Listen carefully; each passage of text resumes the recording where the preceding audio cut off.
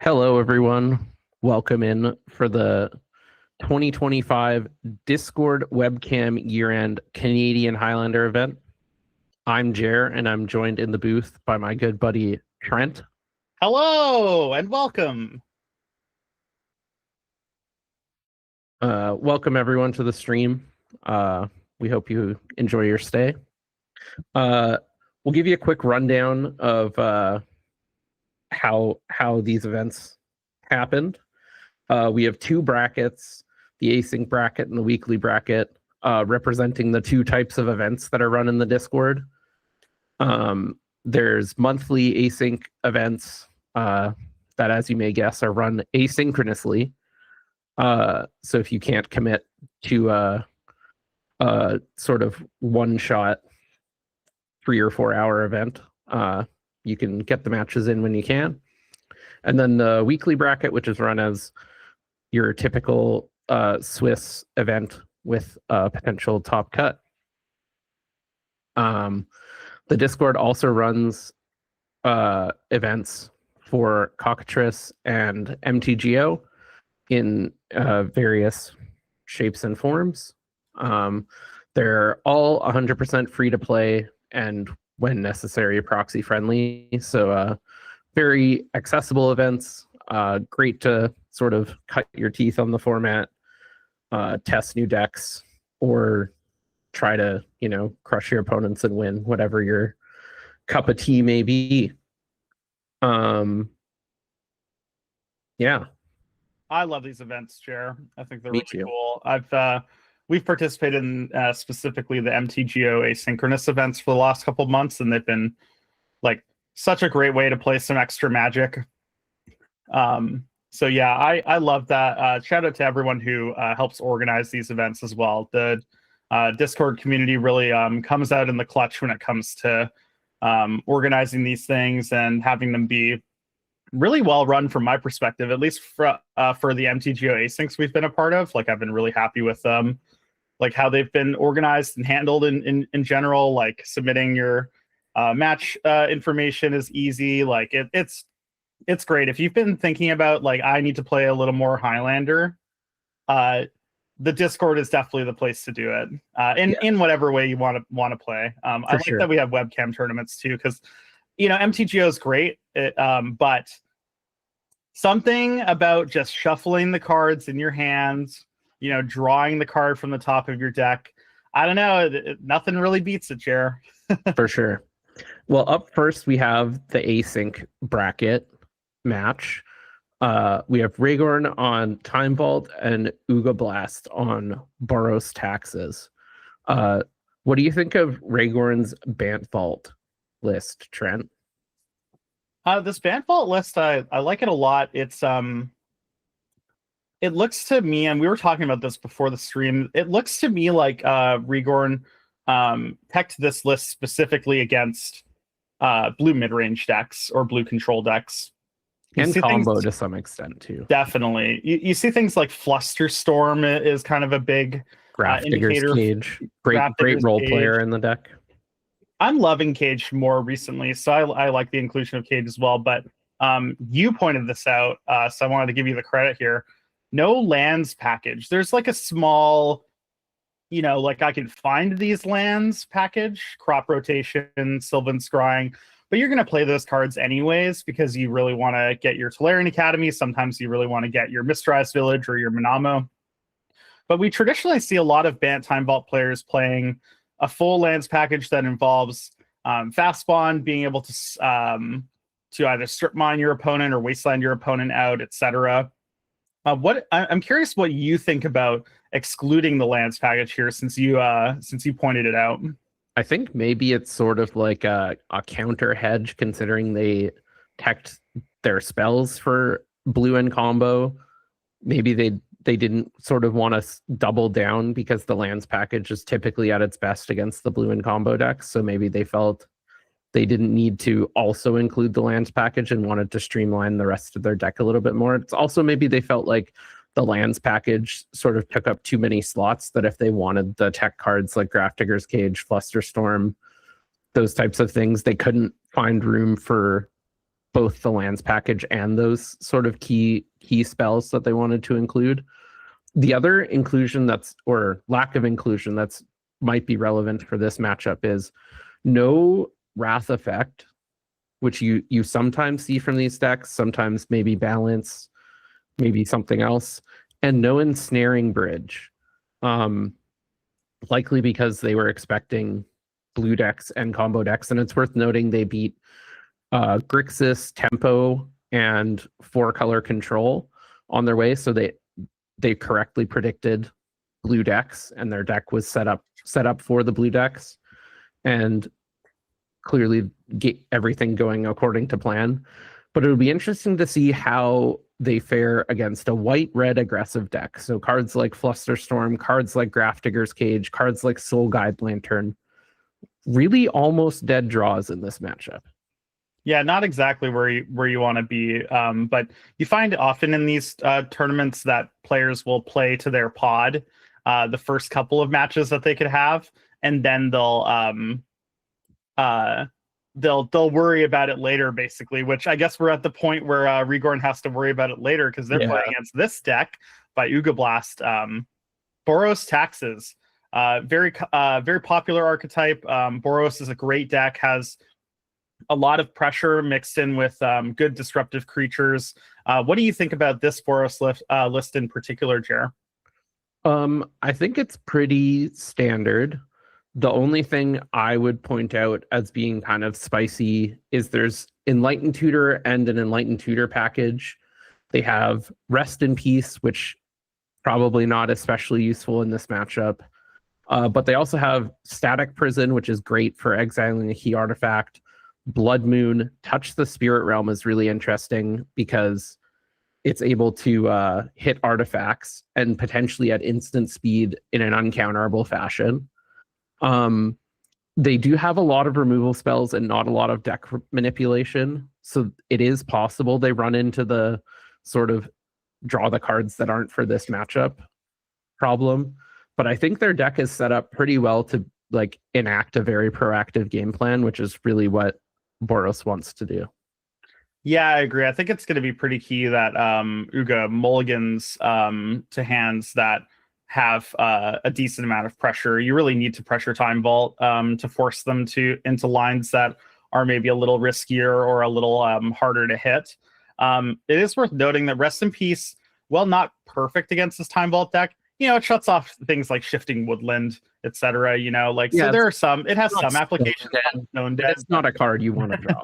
No, definitely not. And the removal, it's not great, but it's a little better than it has been previously. Sometimes you just need to kill a Quantum Riddler or a Bright Glass Gearhulk that's going to be blocking your creatures, or a Wan Shi Tong, etc. So it's definitely not like removal is as dead as it was in the previous Time Vault of the past era, where they basically weren't playing any creatures. Yeah, Trinket Mage and Snapcaster. yeah. Well, I think it's about time to let's see if our players are ready and hop into the first match. Once again, it's the async bracket finals, Rhaegorn versus Uga. And I believe Rhaegorn has choice of play draw because they're the first seed, Uga the second seed. So Uga has had play draw coming into this match for all their matches, but running into the first seed here. So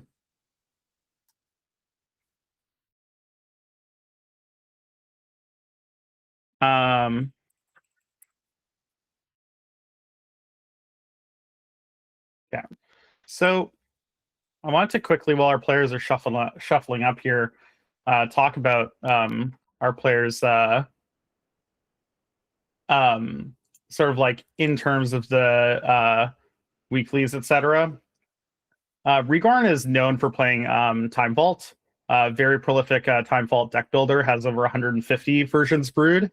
And then Uga is actually known to just be a player that plays a wide variety of decks.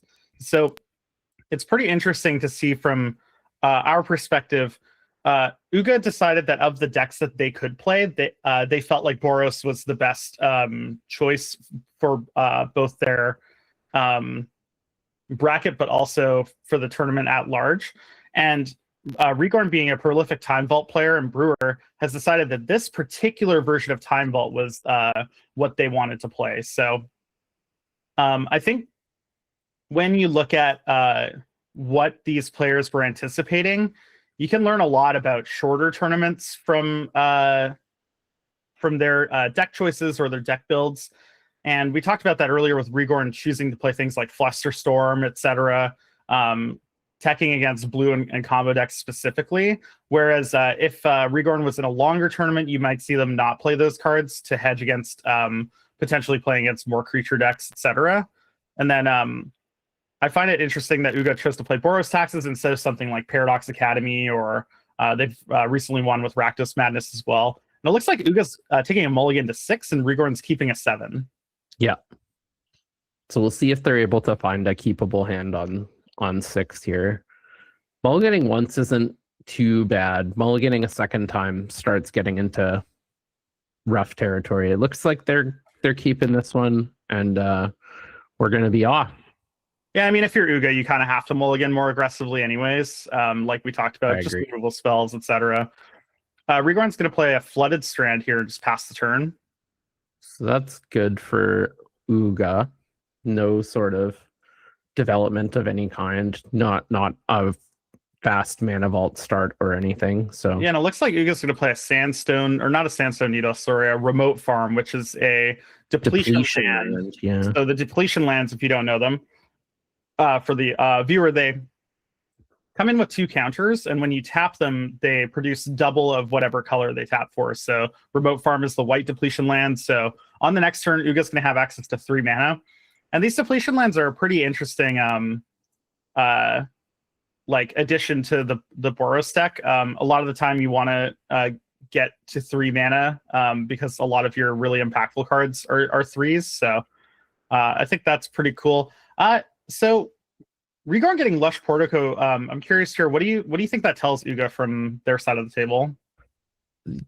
Definitely tells you they have at least one other land in hand, because they wouldn't forgo blue mana. Blue is the most important color for Time Vault. So you know they have at least one other land that produces blue. Like, assuredly, that's guaranteed. Looks like Regorn chooses to keep on top. Yeah, they surveilled on top, which is a little spooky because they kept a 7, then surveilled to the top, got Mysterized Village. Coming in untapped because the Lush Portico is a forest. Yeah. Grim Monolith.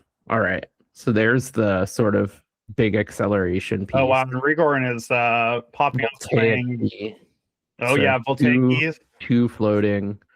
So they have access to 5 mana. So if they have Vault Key here, it's all over. Just passes. So it looks like they probably need at least a tutor or something to find what they need, which is Time Vault. They already have the key in play. It'll be interesting to see what Uga is able to develop here on the from my perspective, it seems like this is going to be a really critical turn 2 for Uga. Yeah, no red mana. Which may or may not be super relevant here. Looks like they're playing a... Don't recognize the art. I'll take a look at their decks. Oh, it was Clarion Conqueror, but it eats a Force of Will. What did the Forceful Exile here? Looks like we're spells there. And I mean, from Regorn's perspective, do you think he has to Force of Will the Clarion Conqueror? Absolutely, yeah. When you have Grim Monolith Key and you're 1 tutor away from winning. Go floating 2. Yeah, so it's actually probably a relief for Uga, honestly. Like, Oko's beatable. Yeah, you're almost any tutor wins the game there for Regorn, so you're just super happy to not have to lose immediately here. Yeah, so it looks like Regorn makes a food and then plays a Caracas. Yeah. We'll see if that becomes relevant. Uga really needs a strong follow-up here again. Yeah, so the downside to these depletion lands is once you've used the 2 counters, they go away. The Yeah. land just goes straight to the graveyard. So another critical turn here for Uga. Gonna have to see what they decide to play with their last counter on the depletion land, if they decide to spend it at all. Yeah, but like I would guess Uga wasn't land rich based on the sequencing of their lands. They have a Sunbaked Canyon here. So access to red mana here. And they do have some 4s in their list. They also have a lot of cards in their hand currently, so I guess we'll have to see. Looks like an Elite Spellbinder is coming down for Uga, getting rid of the depletion land.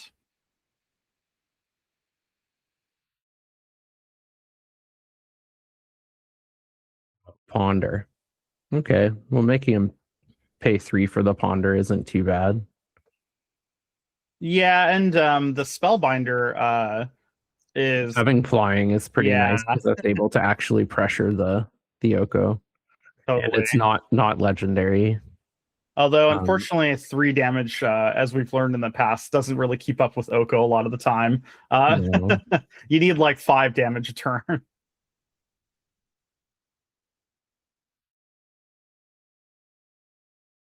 But it looks like we've sort of settled into a little bit of a holding pattern here. Interesting. Rigorn giving the Grim Monolith over to Uga for the Elite Spellbinder. Yeah, I don't hate this from Rigorn's perspective. The Grim Monolith, especially depending on what you drew, doesn't seem to be particularly relevant for you. And I guess you get to give your opponent a tapped Grim Monolith, right? So that it's not like Uga is going to have a lot of time or space to untap this Monolith. Now, if you're Uga, are you concerned that Rigorn hasn't cast the Ponder yet? Like, what are you thinking? Not really. I mean, you knew they didn't have a whole lot going on. Casting 3 mana Ponder as the only thing for your turn isn't like super exciting. I'm a little surprised Rigorn gave the Grim Monolith instead of the food token because they already have that key in play, and having Grim Monolith enables something like Wargate to just end the game.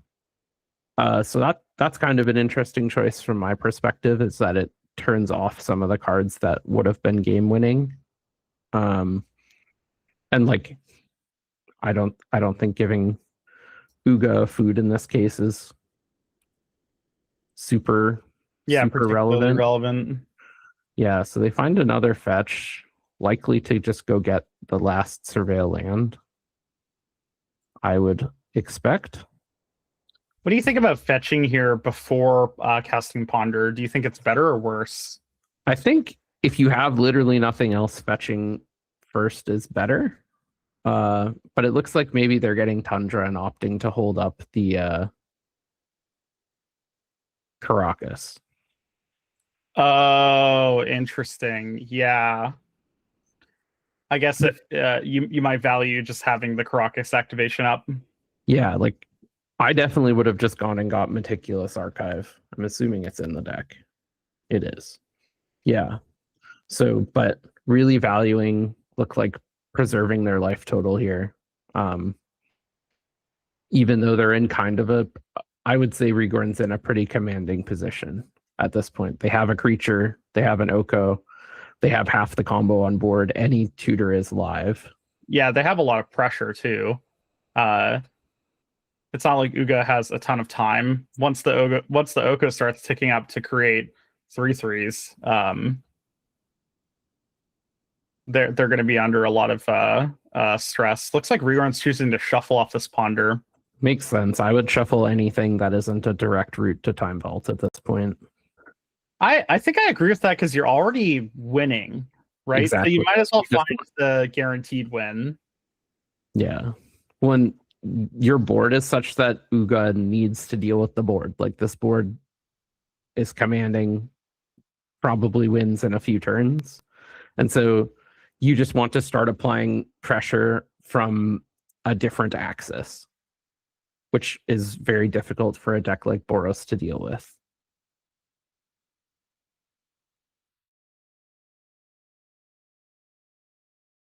Yeah, worth noting if you haven't seen Webcam play before, they shuffle, put it into piles of 3, and then the opponent chooses how to put the piles on their deck. That's how you cut in this format.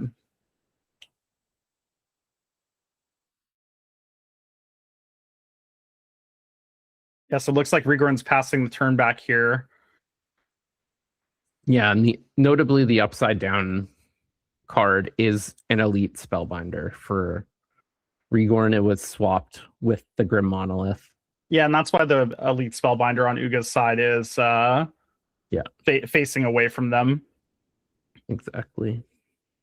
Just some of the logistical challenges of not being right there in the room with your opponent. Yeah, thievery of any description is a little difficult to do over webcam, but our players, luckily it doesn't come up that often well and these days. Yeah, making it fairly clear for us.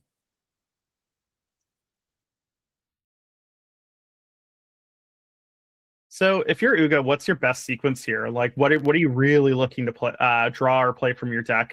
Looks like they're taking 3 from a Shatter Skull smashing or some MDFC equivalent and slamming an Archon of Emeria. That one is not terrible, but at this point, Rigorn's probably not casting much more than 1 card a turn anyways. Like, they have 1 card in hand, random card off a ponder. Yeah, I guess sorry, go ahead. Oh, Witch Enchanter it was the MDFC. Witch Enchanter, okay. That's a little sad because obviously the Witch Enchanter is a really valuable card in this matchup. And it looks like we're casting a Prismatic Ending here. From Rigorn's side, targeting the Archon of Emeria, creating an elk token with the food. Yeah. Yeah, getting rid of the Witch Enchanter feels really bad. Elking the food. Yeah, and then we get to crash in for 6. I wonder if they're going to value keeping 1 creature back to avoid a haste attack on the Oko. It's an elk. Yeah, okay. Looks like we're attacking with both. Getting in for 6. I like this play. Yeah, I like attacking with both too. Crack in. Still leaving the Caracas up.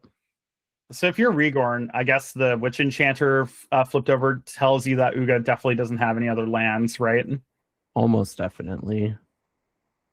Like, to me, it would either be a tapped land, like if they had their Surveil land in hand, maybe. But what do you think the best play here is from Uga's perspective? Like the best card to have in hand? I think it might be Broadside Bombardiers. What does Broadside do? It kills Oko, and you get to kill a 3/3, so you get to slow down the game. I guess. Looks like we're just playing a mountain, I think. And then Leonin Arbiter. It's a really good card, I think.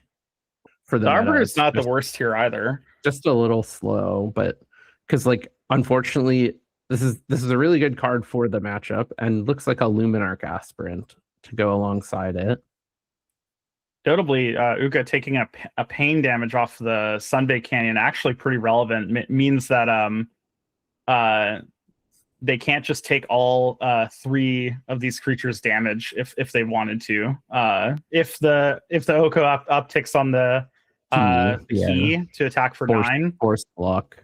Yeah, so Rigorn will get to decide whether or not he wants to. Going to 3 is really rough too because of the flyer. Yeah, the damage from a Sunbaked Canyon here seems really, really relevant.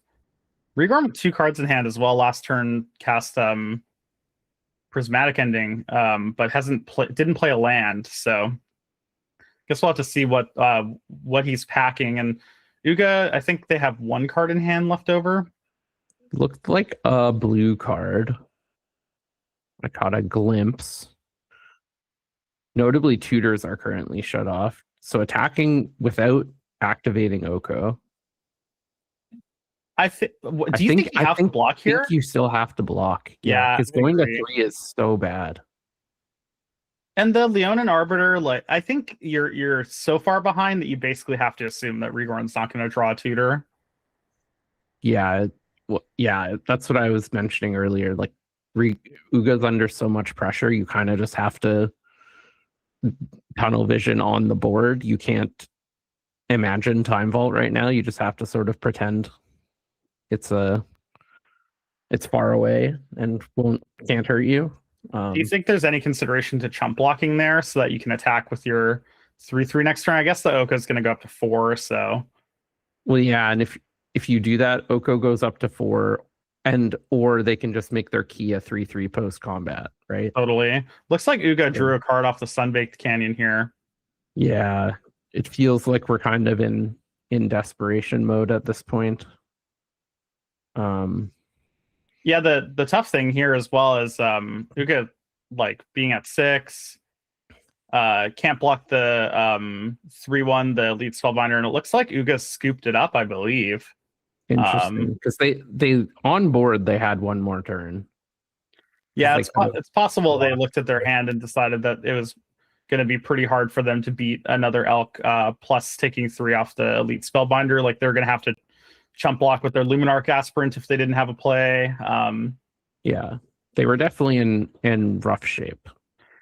Okay, so tell me about like Time Vault's secondary plans. We've discussed this previously. We think Time Vault is one of the best decks in the format, and I'm curious to hear your take on like why that is. And I think I know why, part of why it is, and I think it might be the secondary game plans that Time Vault has access to.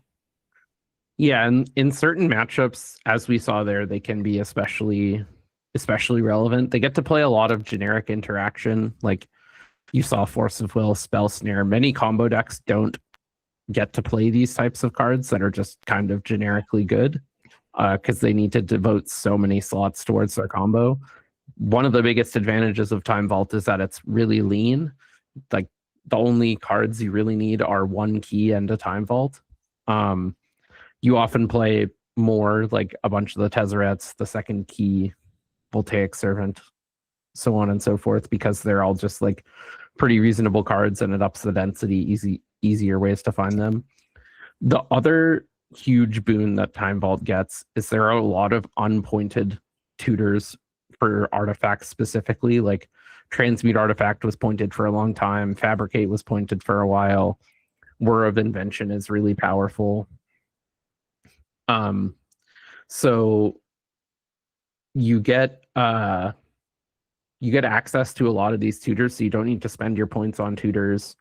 Obviously Time Vault is 7 points, but that's one of the reasons why, is because Yeah, so many of these tutors are free. But you also get to play things like Urza, which is like a really powerful artifact synergy card, but also just like a pretty good fair card. Like it makes a huge beater and is a value engine. So like decks like Boros Taxes that aren't flush with removal often have to choose, do I remove the value engine and mana engine, or do I remove the huge beater that's either going to pressure me or kind of stonewall a board?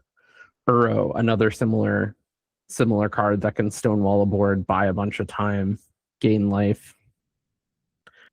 So Quantum Riddler similarly, Bright Glass Gear Hulk. And so they get to play a bunch of really good value cards that either draw cards and increase velocity or are like there to support the combo as well.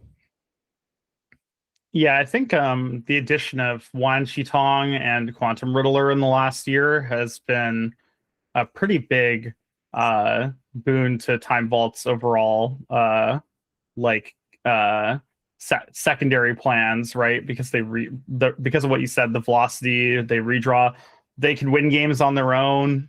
Yeah, as we saw there, like Oko did like 20 Duga. Like stole the Elite Spellbinder, made a couple elks, bada bing, bada boom. So from Uga's perspective, what kind of hands are you looking to keep here, especially now that you're on the play? On the play, you can afford to keep more proactive hands. You're less required to have disruption.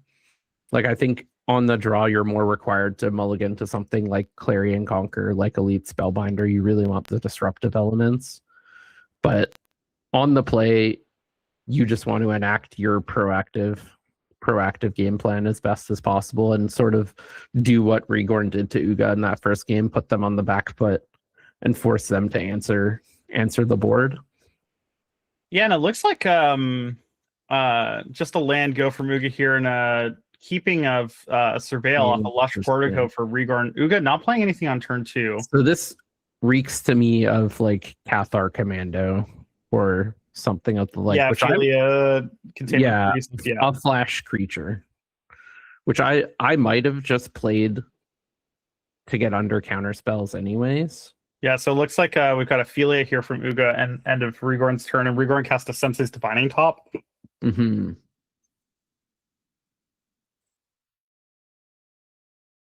Uga hitting land drops on time, pretty critical in this matchup. I think you need your third and ideally your fourth land drop into. Yeah, I feel like you can get away with missing the fourth, but the third feels really important. Yeah, definitely. Skyclave Apparition from Uga. No, interesting. Gonna target the top, I would assume. Yeah, this is, I think, kind of exciting from Uga's perspective. Gonna make Rigorn waste another mana on top later on in the game if they don't want to lose it. And then you also have Philia plus Skyclave Apparitions, so any artifacts that Rigorn commits to the board, you're able to get him out of here. Get him out of here. Okay, yeah, so it looks like Rigorn reorganized the top 3 and then drew off of top here. And Uga attacking and blinking the Skyclave Apparition. You might as well. You just get a free counter on your Philia at end step. It's up to 1. I was just checking the wording on Skyclave. Yeah, you don't have to exile. Are we in a situation where the doggy's going to jail? But no. Also, notably, this is a best of 3 finals, so Uga is on the back foot here. Needs to take this one down. Wow, Caracas from Rigorn rearing its ugly head. Being able to bounce that Philia is going to be pretty relevant here to stymie the bleeding. And then Rigorn recasts Sensei's Divining Top and just passes the turn. Uga's still on the front foot here, but I think whatever, like, Uga's going to need a follow-up there here, right? Yeah. Although even just having the Philia threatened, having a flash creature that as your legendary creature is much more relevant. Oh, Bomba. Wow. Broadside Bombardiers here for Uga, and that is a really good draw. Going to apply a ton of pressure here. Uga will be able to throw this Philia potentially at some point later down the line if they want to, if they feel like it's not relevant enough to keep. In the face of Caracas, I suspect this Philia is going to get turned into 4 damage at some point. Yeah, also, Uga played a Scalding Tarn this turn, so they're going to be able to... looks like they're fetching right now, which to me means they're probably getting their, Sacred Foundry, I guess. Maybe a Mountain and playing a 1-drop. Yeah, this reads to me like they have a spell to cast, but it's possible they're just getting their Surveil now. But if they have a 1-drop... yeah, Sacred Foundry. Rigor not having any wrath effects is really relevant information here. This tournament is open deckless, so Uga knows that they just get to commit to the board. They never have to worry about Rigor completely board wiping them. So I like if you have a 1-drop in your hand here, just grabbing your Sacred Foundry and committing to the board and just trying to close the game out as fast as possible. I mean, we know that Time Vault can just win from anywhere. Yeah. Does have that capability. Like, even still, Rigorn hasn't cast a tutor, could untap, play land, play Time Vault key, untap, and it's game over. Yeah, and it looks like we're playing a Giver of Runes here from Uga. That's a nice one. Just some more damage. We're like getting into Rigorn being dead territory. Yeah, Because like if Uga has access to something like a headliner, or I guess headliner Scarlet doesn't work in the face of Caracas, but another bigger hasty threat. Death Breeders Champion. Yeah, Death Even Breeders got Champion definitely does the job. it does a job. Looks like a prismatic ending on the Yeah, Bombardiers. very timely prismatic ending here from Rigorn. I think if Uga untaps with that Giver of Runes plus Bombardiers, it's gonna Rigorn would have a really hard time turning the corner in this game without And notably, Time Vault. Giver of Runes can give protection from colorless, which does beat Caracas. Yeah, really, really relevant too. So the question here for Uga, I guess, is do you attack with both creatures? Especially since you have Feeling Hand. What do you think, Jer? I'd be pretty tempted to leave this this Giver untapped. I'm not sure the 1 damage is relevant at this point, but it's very contextual on Uga's hand. But this is sort of the pacing of the game that you want. Oh, and it looks like Uga's tapping out here for a 4-drop, which is White 4-drop, maybe Ranger. Oh yeah, Ranger Witch Evios. Enchanter. Yeah. Okay. Oh, it is Witch Enchanter. The most exciting. Oh, it was able to hit an Ancient Den, which is pretty nice. Oh, I see. I didn't recognize the Ancient Den art from Rigorn. That actually is pretty big. Yeah. A nice Stone Rain. Rigorn getting to Cycle Lorien revealed Uga. here. Pretty important, I think, from Rigorn's perspective, making sure you hit another land drop, but also getting to shuffle out the top cards of your top. Like the top cards from your top probably weren't really impactful. And it looks like from Rigorn's perspective, I don't know if you agree with me, Jer.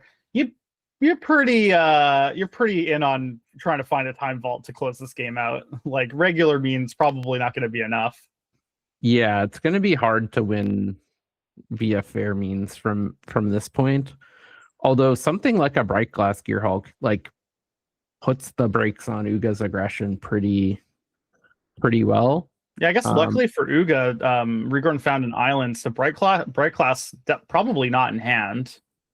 Yeah, almost certainly. Unless they have another land in hand as well. Yeah, that's fair. Okay, so island to hand, Rigorn's going to untap here.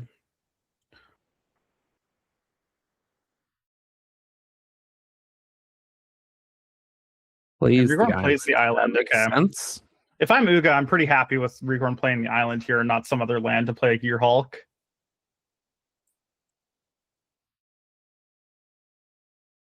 I guess I'll Ponder in Rigorn's hand. I think so too. Plays out a Mana Vault.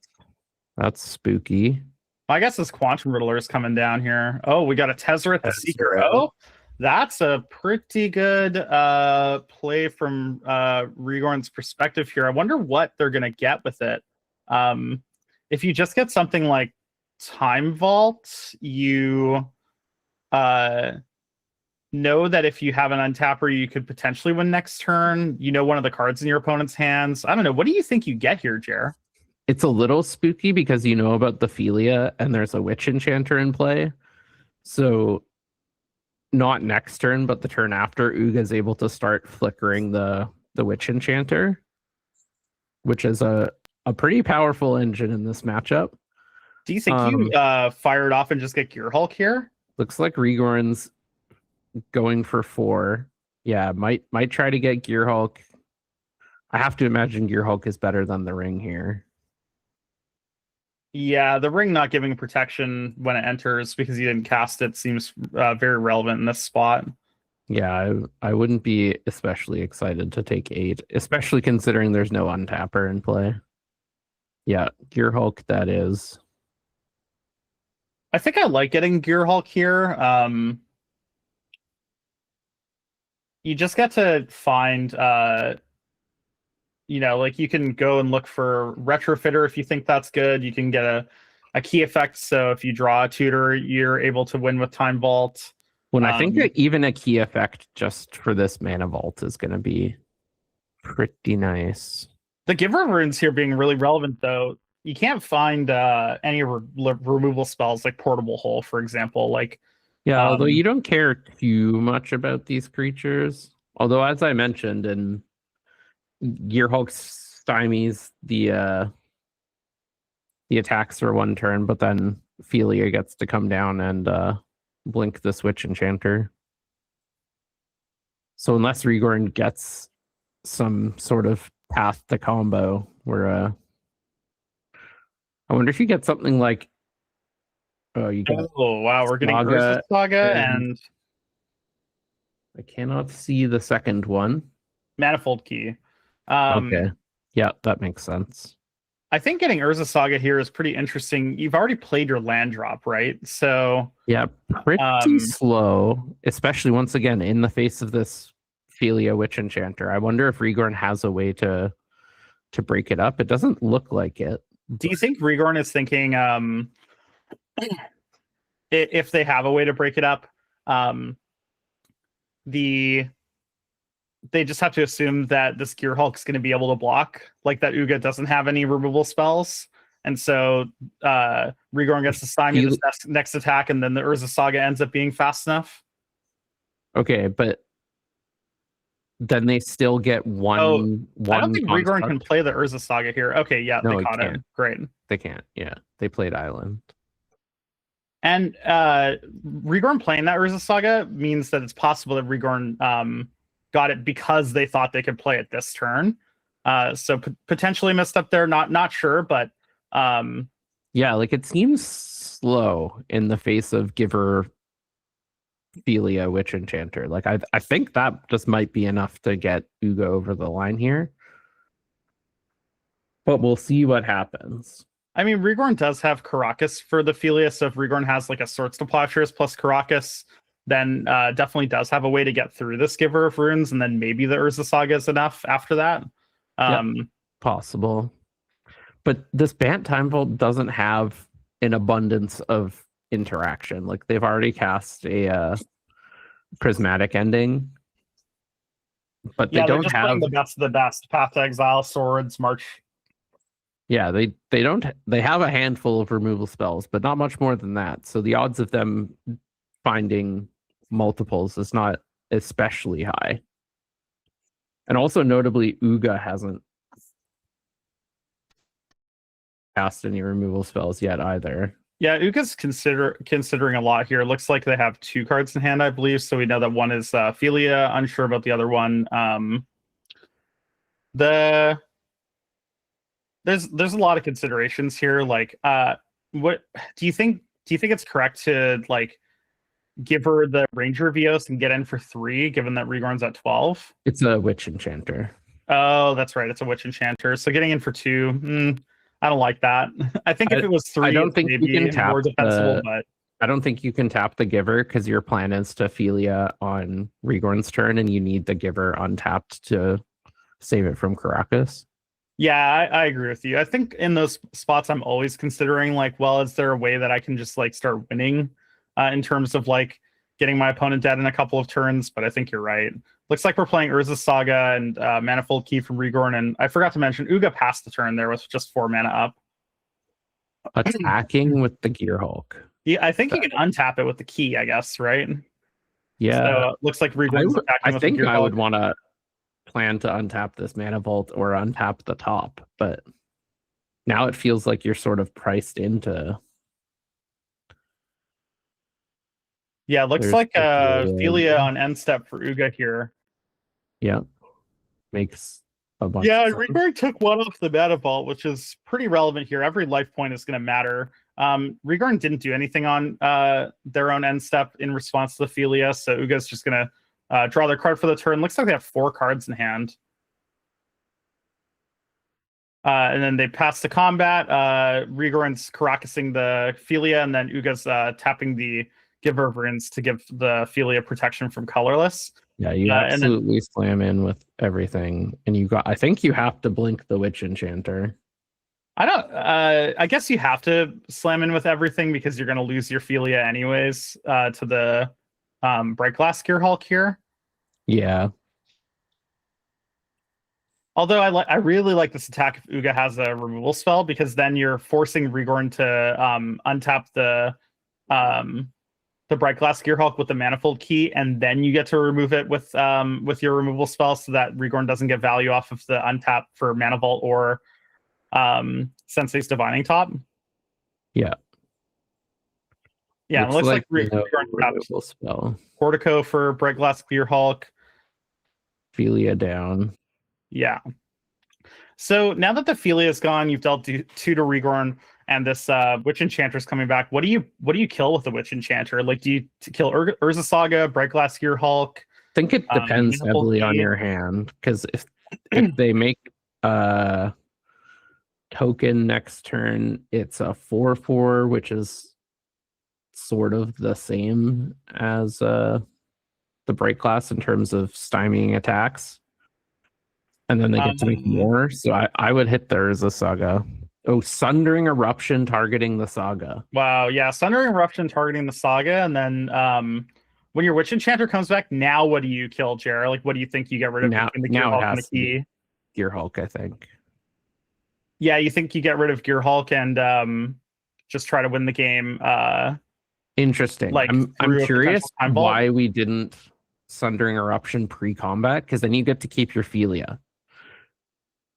It's possible that Uga didn't see the interaction with Key and the Gearhulk. Maybe that was a misstep. Something like that doesn't really come up that often, so it's totally realistic. Because being able to keep the Philia with the Witch Enchanter would have been huge. Yeah, because then you get to Witch Enchanter the Manifold Key, and then the next turn you get to Witch Enchanter the Bright Glass Gearhulk. Because then you just say, like, oh, I'm not losing to the Time Vault. I think I would still hit the Gearhulk, but because then they're just likely dead next turn. I don't know. It's so complicated. Like, because if you leave the Gearhulk, then you're committing your Philia to dying and losing the. Well, but the next turn you I guess you have to commit your Giver of Runes to tapping or to the Karakas, so you actually don't get to Philia again for another couple turns because Regorn can activate Karakas on their turn. Yeah, that's true. Okay, I like your play. I think you're supposed to kill Gearhulk there if you Sundering Eruption. Yeah. But still being able to deal with both. Oh, it looks like, what did they target with the Witch Enchanter? Looks like it might be happening right now. Okay. Okay, so they got rid of the Manifold Key. Okay. I think getting rid of Key is defensible as well. I mean, like, to me, then you need a way around this Gearhulk, because like Key is threatening, but so is giving them turns with a top in play. Yeah, I agree. I will say, like, they do have a bunch of removal in their deck that they either might have in hand right now or are pretty likely to draw. So maybe that's what they're thinking. Like, kill Key. I'm probably not losing to a single Gearhulk is potentially what they're considering, but it is stymieing the attacks on the ground right now. So looks like we're down to 8 off the. Down to 8 off the Mana Vault. Backing here would be crazy to me, unless Regorn plays Paladin Strand tapper and attacks with the Gearhulk, putting Uga to 9. Isn't it a 5/5? Weren't they at 13? No, Gearhulk's a 4/4. Oh, okay. Now we'll see what Regorn's doing here. Trinket Mage. Okay, so they're getting another untapper. Trinket Mage off of 2 mana? Where's the 3rd mana coming from? Yeah, great question. Oh, they fetched with they're shortcutting a fetch. I see. Yeah. Okay. Yeah, shortcuts very common in Lander. We can't hear the players talking, so there's we're doing our best we're missing. Along, but yeah, okay. So shortcutting a fetch obviously makes sense because you're going to be searching anyways. So grab a Tundra, play a Trinket Mage. Do you think Trinket Mage just getting something like Voltaic just another key effect, I suppose? Yeah, untap your Gearhulk. That to me is what the attack with the Gearhulk signaled, because it's also just super threatening with just looks like Regorn's getting Portable Hole here. Okay, Portable Hole for the Giver, that also makes sense. Yeah, especially since you're probably happy to block one of these 2/2s and then take 2, and then next turn your Gearhulk's just the biggest thing on the It board. just feels like you're opening yourself up here. That's like- true. Like if let's say Uga has like a lightning bolt, like a card that, or a galvanic discharge, something that doesn't kill Gear Hulk but kills the Trinket Mage, then Uga gets to kill the Trinket Mage, attack you for 4, put you to 3. Like then you're in lightning bolt range, or this And you still have this becomes tapped a mana vault. problem. Yeah. Like, these I'm not sure these attacks with the Gear Hulk are my favorite, but I mean, we'll see what happens. And yeah, it looks like Rigorn's casting a Preordain here. Really valuing shuffling before casting these cantrips, which is another interesting thing. Like, I often want the most information before doing all my stuff, but Rigor knows this deck better than one on top, than one anyone. on bottom. And You'll looks up like down. untapping and going. Uga has a lot of cards in hand and has only been casting 1 spell a turn. If I'm Rigor, I'm very concerned about what's going on over there. Yeah, and has been missing land drops too, so we suspect at least some number of spells.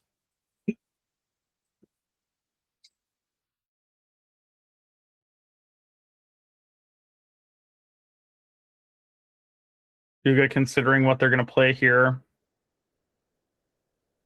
Yes. Yeah, I guess this game has been going well for Uga, but you really do want to get to the point where you're casting multiple spells a turn. Yeah. In these Taxes decks, But a looks like Headliner we're playing Scarlet. a Headliner Scarlet, and wow, That's correct. Headliner Scarlet, but not Headliner Scarlet's exactly an cool, but- exciting target for Caracas. It just Yeah. pushes Rigorn to the point where now Rigorn's going to take 4, and then next turn Rigorn's going to take 4 again. 4 again, and And this one mana off vault the mana vault. becoming really relevant, because if Rigorn doesn't untap it and takes 1, then that means both creatures from Uga are lethal next turn with the Yeah. Headliner Scarlet. The thing about the Headliner Scarlet, though, is Rigorn does have a lot of counter spells in their deck. Or maybe not a lot, but like has counter spells in their deck, so definitely has ways to beat the Scarlet. Playing a Razor Grass Ambush as a land. I think that's what that one was. Yeah, tap land. That makes sense. The Razor Grass Ambush probably not going to be that relevant in the near future. Probably don't care about this Trinket Mage in terms of attacking and blocking. And now Rigorn's in a really tough spot. There's an impending Headliner Scarlet that it feels like you absolutely must counter. Yeah, notable Rigorn, I think, took 1 off of this mana vault. Should have, yeah. Yeah, looks like maybe that was missed because it's under the portable hole. Yeah, this mana vault damage is super relevant, though, so it needs to happen from. Oh no, I think they were considering it and now just drew a card. Okay, yeah. Yeah, so it looks like they did end up taking 1. They just haven't updated the life total on the thing, on the phone. Yeah. Yeah. Okay. Perfect. So they were considering whether or not they wanted to pay 4 mana. That makes sense. It's a pretty big decision. Like your 4 mana is going to be really relevant potentially. Enlightened Tutor. Okay. That's the place you want to start. Able to draw. Yeah, with the top in play, this is a 1 mana find any artifact or enchantment. Interesting though, the time vault. decision to get Portable Hole instead of Key coming back big here. Because if Rigorn had gotten Key, they would be able to win this turn. Yes.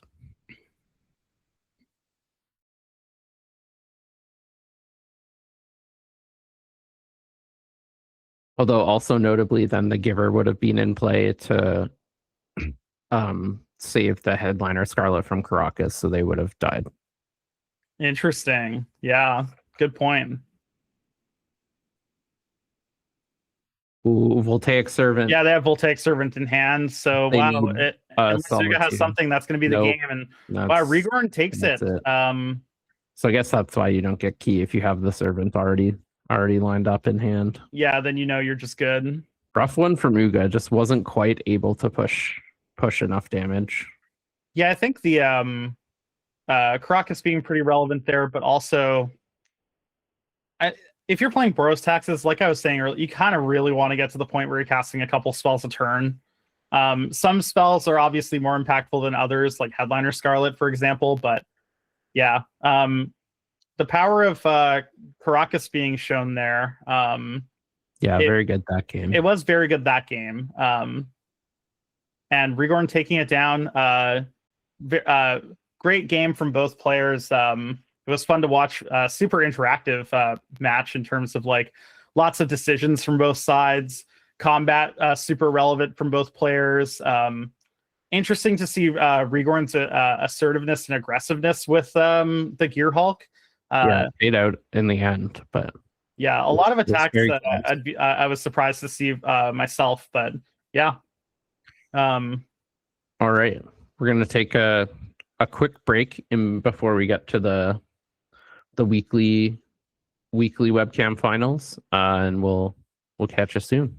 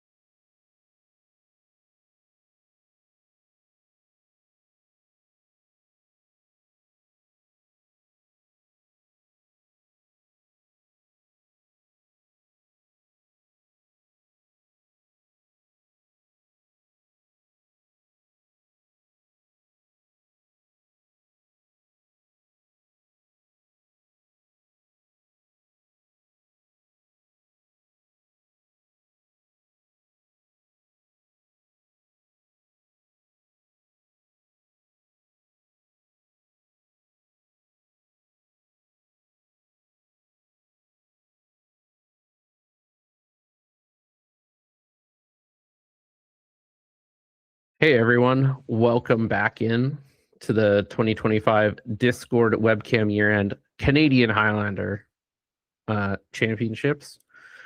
If you're just joining us now, we had Rhaegorn take down the async finals, moving on to the grand finals. And up next, we have the weekly finals featuring Waspleys and Raccoon. Waspleys playing Esper Flash, Raccoon playing Mono White Death and Taxes with kind of like a Human Z sub theme. Two kind of spicy decks, and I'm here for it. Yeah, I like seeing Mono White Death and Taxes. I think that's really cool, especially the human sub theme. You know, you get to play Cavern of Souls, which is sweet. Yeah, we got a Thalia's Lieutenant. Oh yeah, we got a Champion of the Parish. We got some actual factual human kindred relevant cards. Ether Vial, I love this card. So sick. What do you think of this point spread, Jer? I'm curious on your take. Mox Pro, Soul Ring, Ancient Tombs. Kinda like it. I'm a noted non-believer in Urza Saga as a fair like mid-range card. I don't think it's very good in that respect, but you know, there's not a lot of 1-point cards that Mono White gets to utilize, so it's possible it's better than a Plains. I don't mind the rest of it. I would have been tempted to go for a Mana Crypt myself, I think, but it's really interesting to see when people decide to go wider. Soul Ring is definitely not much worse than Mana Crypt, so you probably get Soul Ring, Strip Mine, and Urza Saga versus a Mana Crypt. Yeah, like how comparable is that? Yeah, totally. But with including the Urza Saga package, you do get some fair card bangers, such as Shadow Spear, aka Morgul Knife, in this deck, which is a known card that is quite good in fair creature deck versus fair creature deck matchups, giving your creature trample and lifelink, and +1/+1, often quite good. The typical suite of disruption, but this deck also plays a bunch of grindy cards. We got Palace Jailer. You don't often see that one anymore. Extraction Specialist, sweet recursive threat. We're playing a bunch of 2-power 1-drops, such as Recruitment Officer. We got both Ranger Captain of Eos and Recruiter of the Guard to and Starfield Shepherd. And Starfield Shepherd to get Guide Pride online. Yeah, we got a suite of 2-power 1-drops, Veteran Survivor, Usher of the Fallen. We're playing Walking Ballista as well. Hell yeah. Do we have Enlightened Tutor in this deck? No Enlightened Tutor in this one. Holy cow, I just saw this now. Harm's Way. Yeah, Harm's Way. Old school YJ D&T staple. Harm's Way, it fills my cup runneth over. And indeed. This deck is sweet. Excited to see it in action. And I actually think it's set up pretty well for the fair matchup. Despite the fact that they played Jeskai Black and Citadel to get here.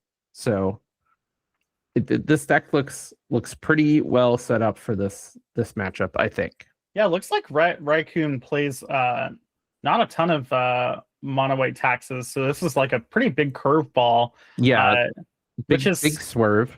Well, and like when you're playing these smaller events, like not smaller, but like in terms of actual size like of competitor, sort of quote unquote invitational events. Totally. Curveballing your competitors can actually be pretty beneficial because they might have tacked specifically for their matchups against you. And it looks like Raccoon played against Citadel Storm and 4-color control on the way to this match. So I mean, Death and Tax is definitely where you want to be against Citadel Storm and 4-color control. Has, I think, pretty positive matchups into both of those. Like, I think against control, it's probably pretty close, but definitely.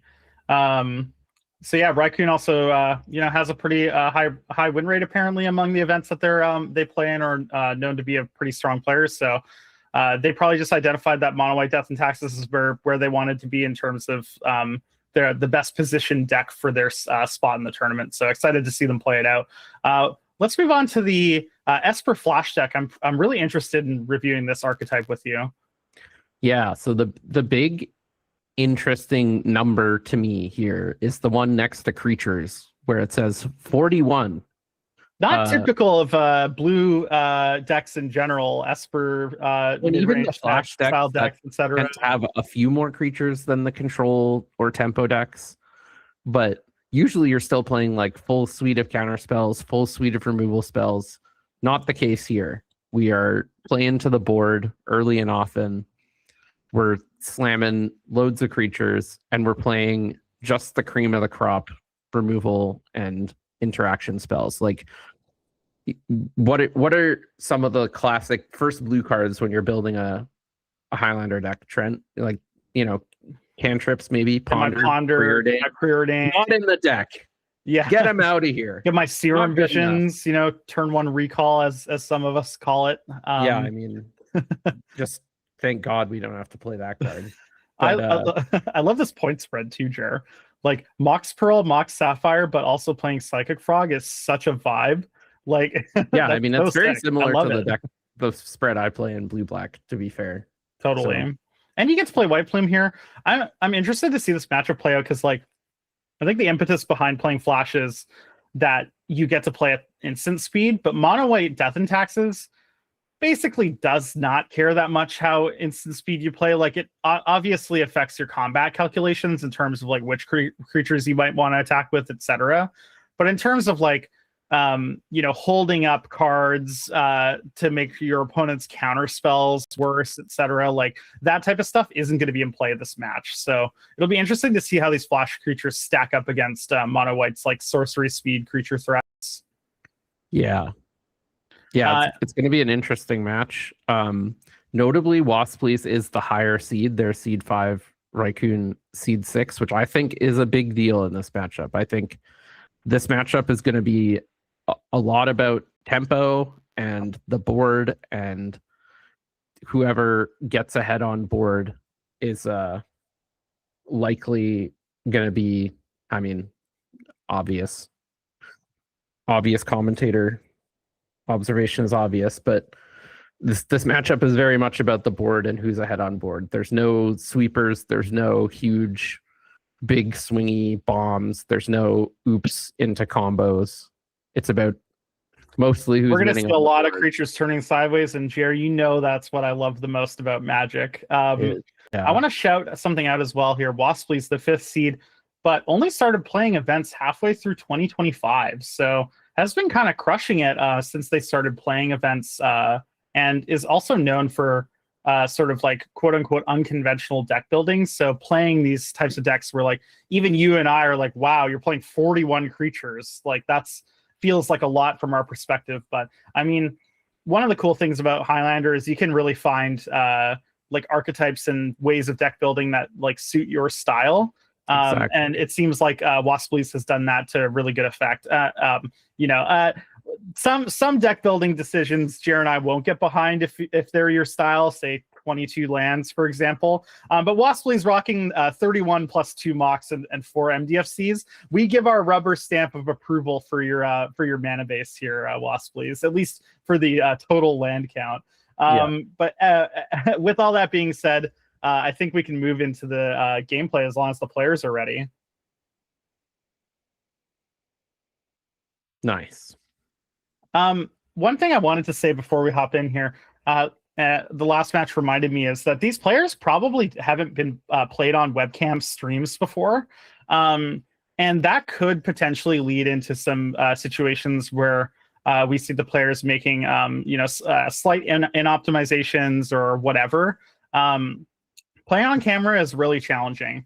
So I want to give big ups to the players for playing on camera and doing their best and still giving us some like really solid, interesting games. Definitely. You and I both know, Jared. It can be pretty challenging to play on camera, all things considered, even when you're not playing for anything.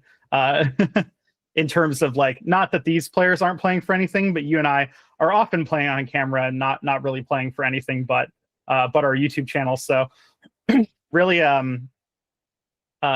really just wanted to say that. And also, Jared and I, we're commentating as best as we can in terms of like what plays we think players are going to be making or what we think they should be making.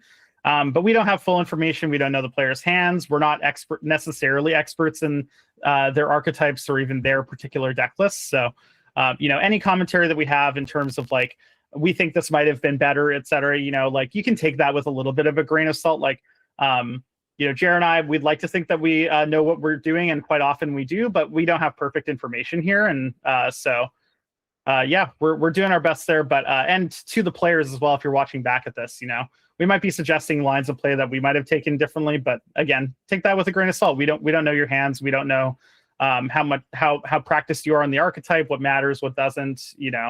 But yeah, it looks like both players are looking at their sevens, and Waspleys is going to mulligan here. I think Raccoon is either still deciding or keeping. Waspleys being the fifth seed would have had to choose to mulligan first, right? Because I assume they would have chosen the play.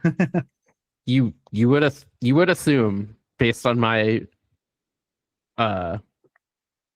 assertion, that this matchup is about being on board and being ahead on tempo. But sometimes drawing that first chair is just so tantalizing, I mean, even when that's not what a matchup is about in Magic, just go first, unless it's like M13 limited and you have 4 opportunities in your deck. Oh, M13 limited and you have a patient rebuilding in your deck and you're playing 45 because you need to mill your opponent out. You're getting me almost as excited as I was when I saw this Harm's Way in the deck. I really want to see a clutch Harm's Way, Jared. That's what I'm looking for. It's going to be so good in this matchup. Oh, yeah. Because it's going to save a creature and kill one of Waspleys' creatures. For 1 mana. It's like going to be 1 mana, terminate. Legitimately one of the best cards in this matchup.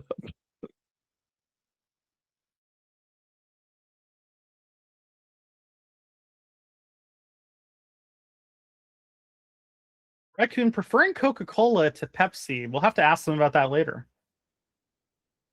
Jared's giving me the head shake of disapproval. Let's move back to the Magic here, folks, and not the magic of the Coca-Cola resolving their mulligan. Looks like they're keeping here, putting a card to the bottom. So just on 6, not going fully into the mulligan sewer. And we'll see what they start us off with. Tanking on a land. A tapped. Oh, nope. We got a spell. Oh, it looks like we are playing a spell that I can't recognize. Spell. Yeah. Yep. Yeah. A discard spell. Oh, it's an Inquisition of Kozilek. Nice. Nailed it. Makes a lot of sense. I nailed it before I was even messaged that was an IOK, so... okay, so it looks like we're seeing what? Walking Ballista, Dryad Militant, March of Otherworldly Light, Thalia, Heretic Cathar, and Stoneforge Mystic, I believe. That looks like a lot of not lands. Yeah, I can't make out the artifact on the right side here. Maybe it is... Well, I think it's the knife. I think it's Morgul Knife. Oh, Aether Vial. Oh, apparently it's an Aether Vial. Oh, okay, interesting. Which does sort of make some amount of sense. Yeah, especially if you're keeping a land like hand. Yeah. So if you're Waspleys here, what do you take with your Inquisition? Like, do you hope to take the Aether Vial and like get rid of the land? Like, yeah, that appears to be what happened. The sort of crux. I think it was either Aether Vial or Thalia. If you think the game is going to go long, Thalia seems pretty good against the flash creatures because one of the things you're looking to do is make combat difficult for your opponent. Yeah, definitely. Having to attack into open mana and like 35 flash creatures seems like a nightmare. Also, So- notably, Thalia shutting off flash creatures' ability to like come in and block during your attacks, right? So Exactly. Soldier is named on Cavern of Souls. Thanks a lot to Raccoon for holding that up for us. That's pretty nice. Yeah. Looks like we're gonna get the Go ahead. Dryad Militant coming here.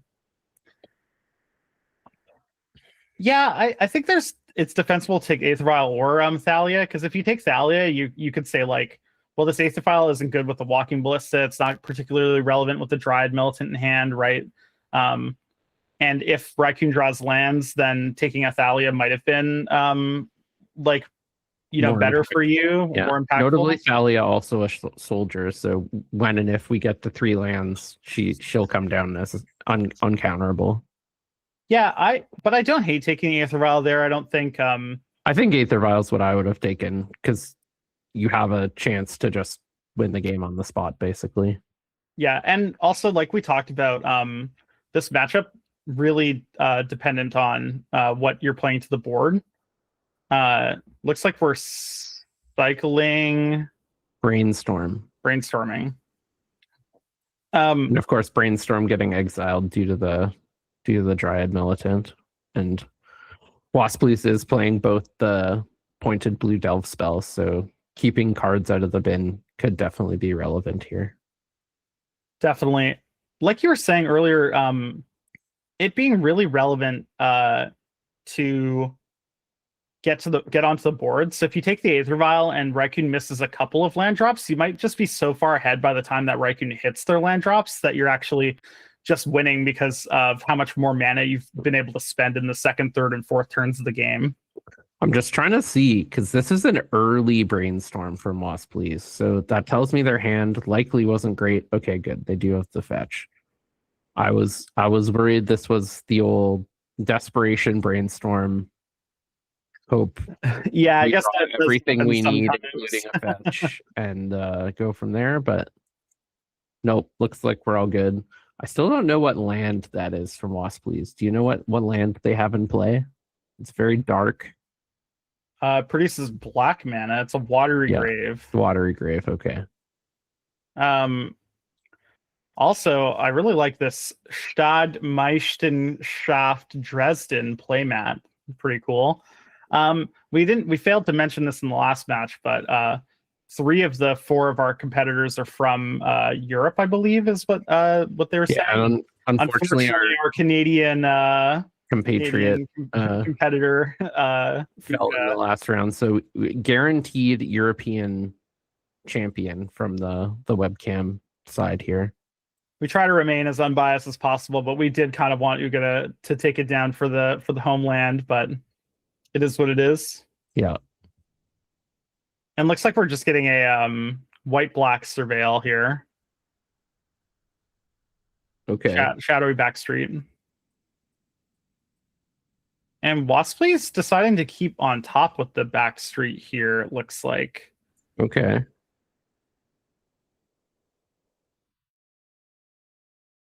Mox? Is that a Mox? Is that a Mox? Yeah, it's Sapphire. Sapphire? Yeah. Sapphire. Okay, so interesting. So they didn't have a 2-mana card to play. Yeah. That's definitely relevant information for Raccoon here. Let's see if Raccoon drew a second land. Yeah, that is going to be the crux of this game, I think. For what it's worth, I think a lot of the time you can keep 1 mana Aether Vial hands, especially in this matchup where like you're pretty unlikely to get disenchanted or what have you after it resolves. Drew Plains. Wow, Raccoon drew the Plains. That's a big draw. And then is that Stoneforge? Yeah, I think this is a Stoneforge. So what would you go for here? On the stack here? I think you probably should go for Skull Clamp would be my guess. Like Interesting. I think you like it's either Skull Clamp or Glimmer Lens, maybe. I think Glimmer Lens is also pretty reasonable. I go for Clamp. I was gonna suggest maybe going for Pre-War. I generally don't love Skull Clamp in the fair matchups. Yeah. And less so when I'm down on lands. Like obviously it can find you lands, But then you're spending like key turns trying to dig for lands. I think that Not always the the thing most for me is advice. like pre-war is 3 mana, right? And like you also don't have any juicy targets currently for the pre-war, I think. Like Yeah. you know, if they kill your Dried Militant, you get a Militant back, you're not super happy about that. Like, yeah, Giving +2/+2 and vigilance is so good in these types of matchups. it is pretty big. Just basically guarantees you're gonna have the biggest thing on board. Give a flyer vigilance. The flash deck just never gets to attack. Ooh, big wasteland on the cavern. Wow, yeah, that's a huge deal. All right. I guess Skull now Clamp the Skull Clamp looking pretty good because if Raikkoon didn't draw another mana source, yeah, we need. Oh, this is. looks like we're marching the Mox Sapphire here. Yeah. I don't know. And we're flashing in Looks like. Oh, I saw this one. Weeping Angel. Oh no, Errant and Giada. Okay. So this this lets them cast cards from the top, spells with flash or flying from the top. This card is sick. 3 mana, 2/3 flyer that lets you cast spells off the top if they have flash. Oh yeah. But it does look like this Mox Sapphire is eating it. Interesting to see if Raikkoon plays another land here. Probably not, because you probably would have played a land pre-cast to play around days. When I think we would have seen Skull Clamp had we had the land. What do you think about Skull Clamping versus casting March there? I think you probably have to cast the March, because if you're already down on like land drops, you can't be spending one turn and then another turn getting rid of. But I think you have to, to because then like next turn, what if you don't draw the land? Then next turn you're playing one Skull Clamp and then you're delaying hitting lands by a turn. I think you just need to hit lands as fast as possible. Yeah, maybe you're right. And like Waspleys has not been putting on pressure. Although Waspleys did miss a land drop. Or no, they played Wasteland, so they haven't even missed a land drop yet. Dryad Militant attacked and Errant and Giada just didn't block. Are we mutagenic growth respecting? Is that in the deck? I don't think so. No.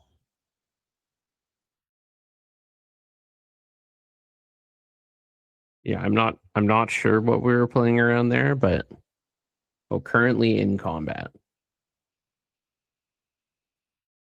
This seems like a free block to me, but I'm not certain. Yeah, this is really interesting. Okay, we're in Declare Attackers. Waspleys is in the tank. I probably would be too, being like... Yeah, I think you have to be in the tank here. I would... There's no way to instant speed mana from the mono white Death and Taxes deck, I think.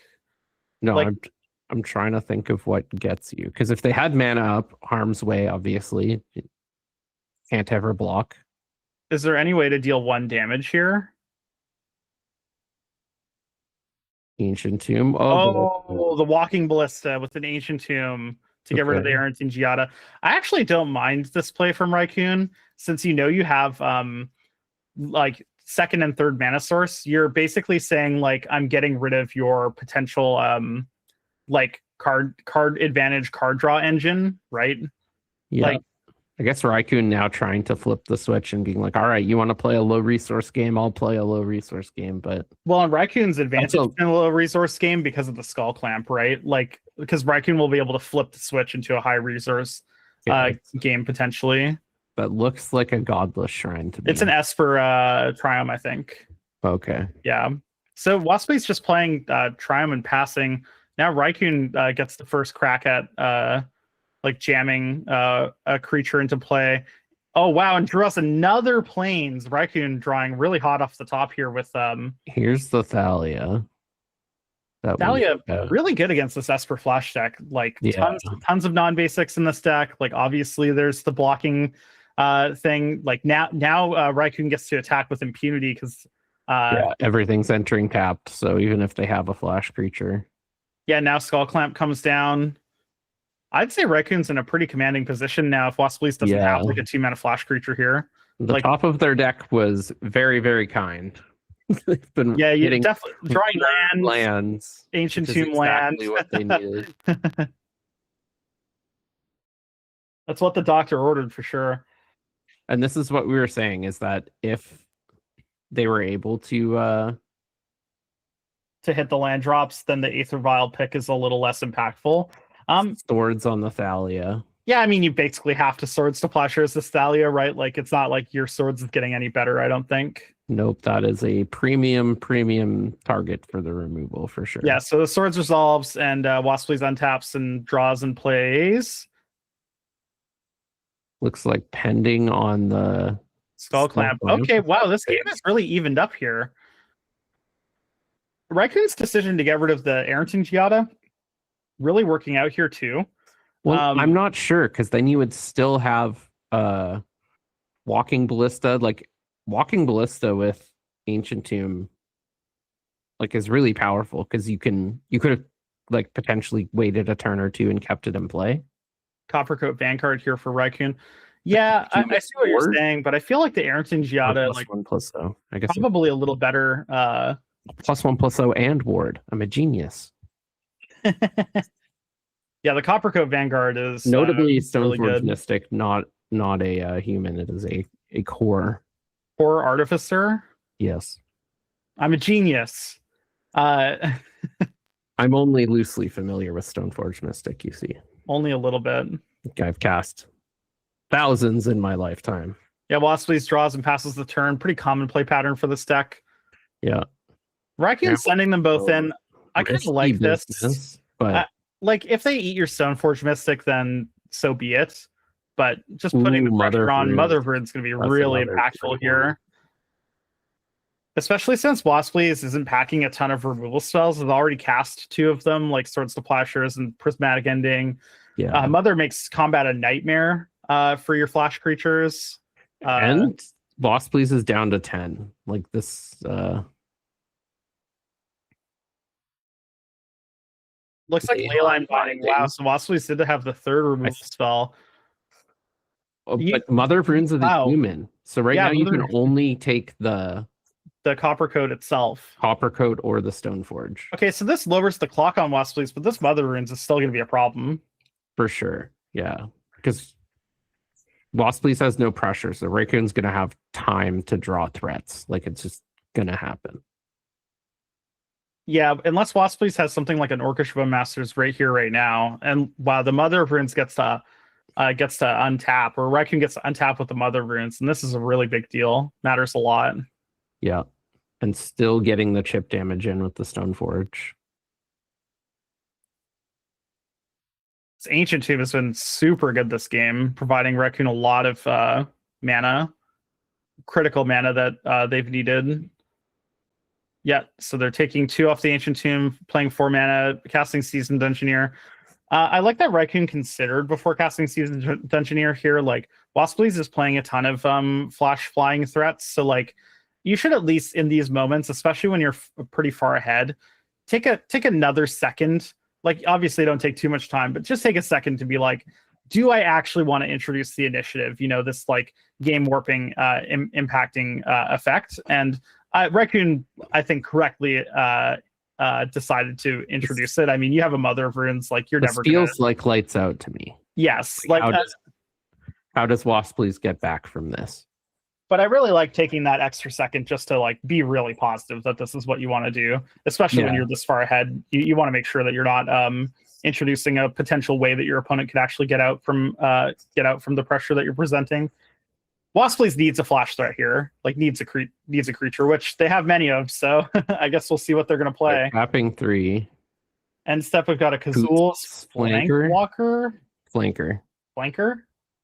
Yeah. Flank Walker. What am I on? So the flank. I'm on the flank. Let's see here. This is hard to do. It gets a counter, or you gain 2 scry 2, or you exile a graveyard. Looks like we're gain 2 scry 2ing. Makes sense. Yeah, it could. You can't really take the counter because of the Mother of Runes. Like, yeah, it doesn't do anything. If Mother wasn't in play, you would probably take the counter, so you get an attack in to the Seasoned Engineer potentially. But I But think I like like game getting two the live. season Yeah, off the board doesn't do anything either. yeah, I like game But two. it's Wow, really awkward. Wasply's 'Cause- keeping on top. What do you think you're keeping here if you're Wasply's chair? Like, there's so many cards that you cannot keep, right? Removal spell, your own initiative creature, maybe. Well, you can't keep removal spell because of Mother of Runes, right? So you like, Yeah, I don't know. like I don't even know what you keep here realistically. Because like I slam Forge onto the Stoneforge Mystic. It's like Raikou going for Forge on the Seasoned Engineer here. Interesting. I think I prefer forging on the Stoneforge Mystic as well. We're considering. Because that makes it a 3/4, which gives you 2 great attackers into, yeah. Okay, yeah, it looks like we're choosing to forge onto the Stoneforge here. Raikou goes to their draw step. I mean, getting this 5th land from the initiative also probably pretty relevant. I love this attack. Yep, just get in. Looks like the Seasoned Engineer is targeting itself. I think it has to, right? Because it's only Yeah. the party. And so it's Raccoon explores top of the library is plains. Another He gets to draw it. And now we've got 2 3/4s attacking Waspleys.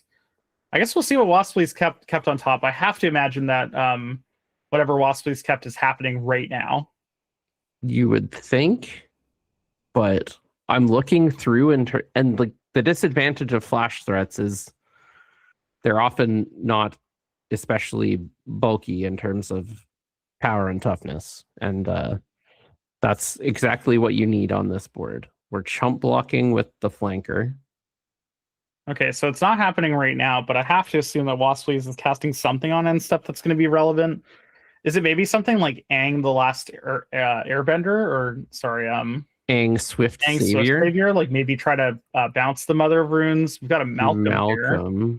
I can't imagine that that's what Waspleys kept, but I guess we'll see. Maybe just needed a flyer to try to get the initiative to avoid getting trapped.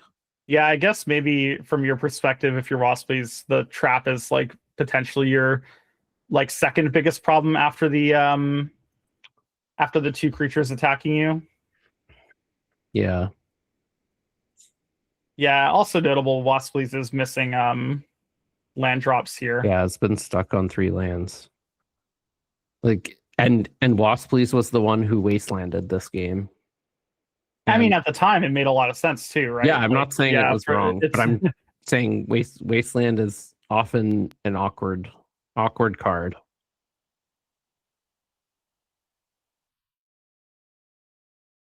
So we're getting in for 2 with the Malcolm.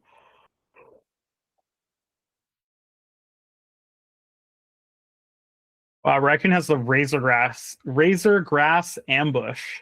That's very relevant feels here. like game. Yeah, if you're Waspleys, you probably need this draw from the Malcolm here, and you need you get the land from the initiative, and you don't get trapped, and lots of things. So many things. This feels like everything. Everywhere, all at once.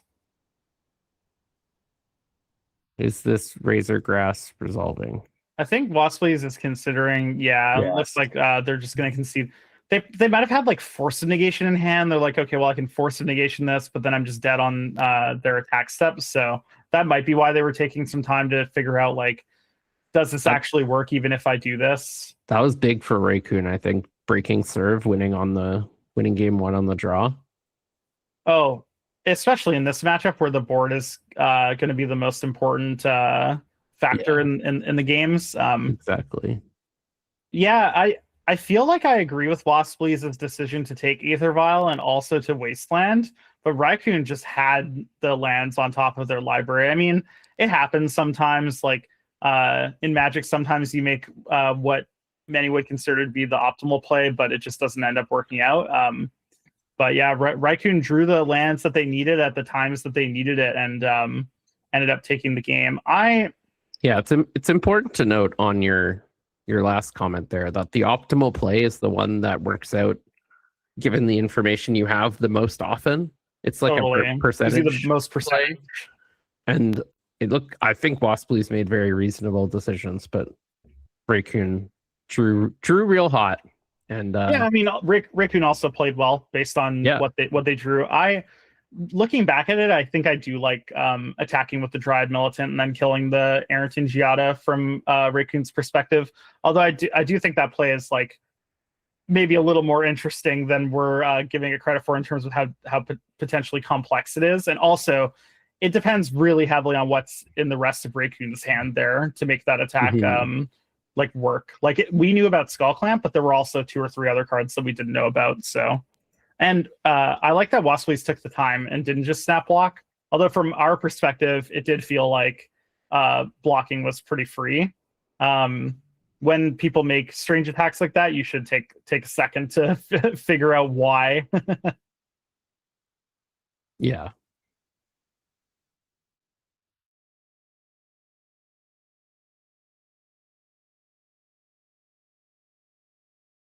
Okay, so it looks like Raccoon's looking at their 7 right now. I don't think Waspleys. I think Waspleys was just shuffling. I don't think they've actually looked at a 7 yet.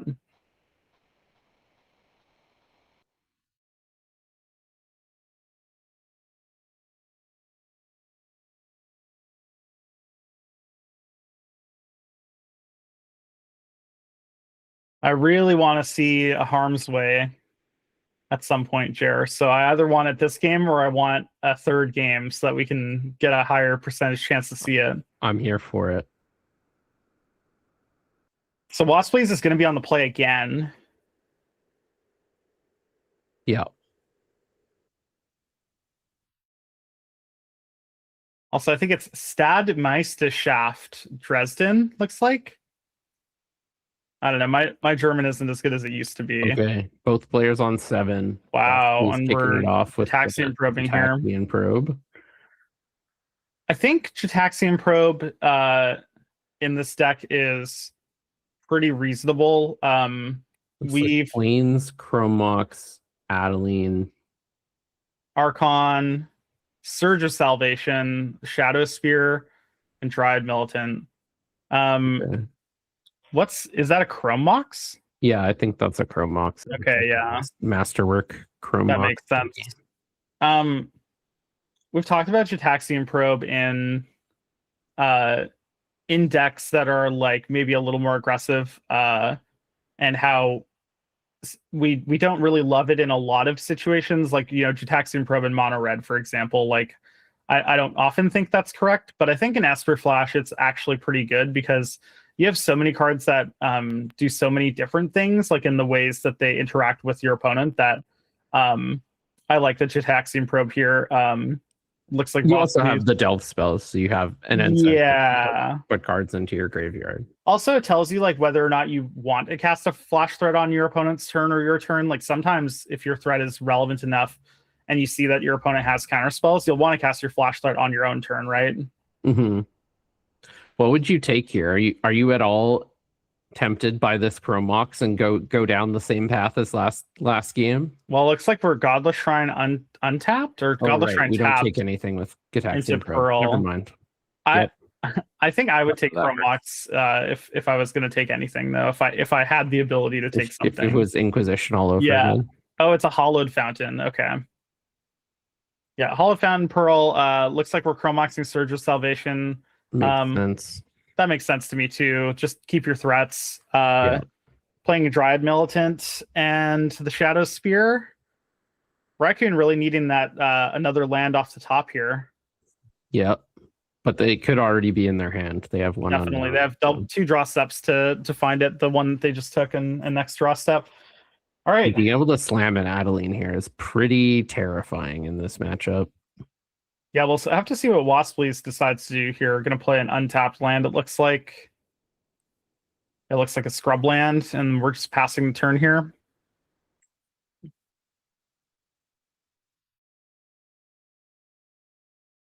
Did Raccoon hit the land drop? It looks like they did.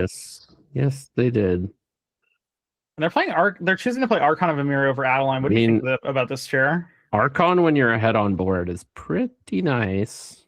I think I would have played Adeline, but do you think the consideration here is that if you play Adeline, you still don't know if you're attacking with Dryad Militant because of how many flash 2/3s are Wasply's deck. So you like play Archon's Archon. the same, right?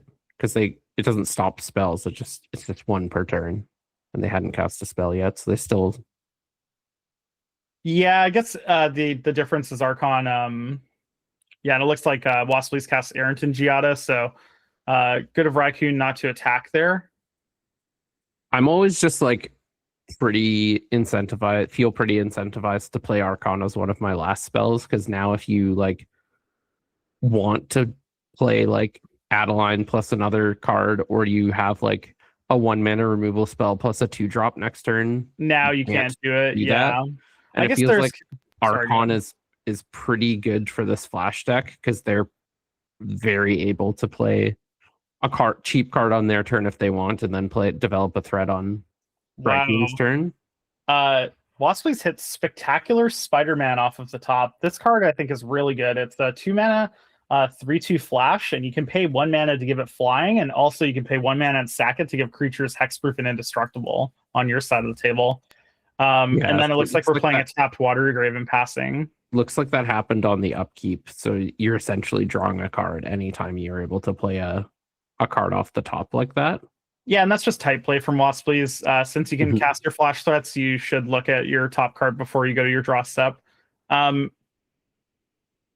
I think the Archon decision as well potentially includes that Wasply's has to play tap lands afterwards. Like after you play the Archon, Wasply's is playing like but they were already on 3 mana, so like they don't have many 4-drops at all in their deck, and so like I don't know.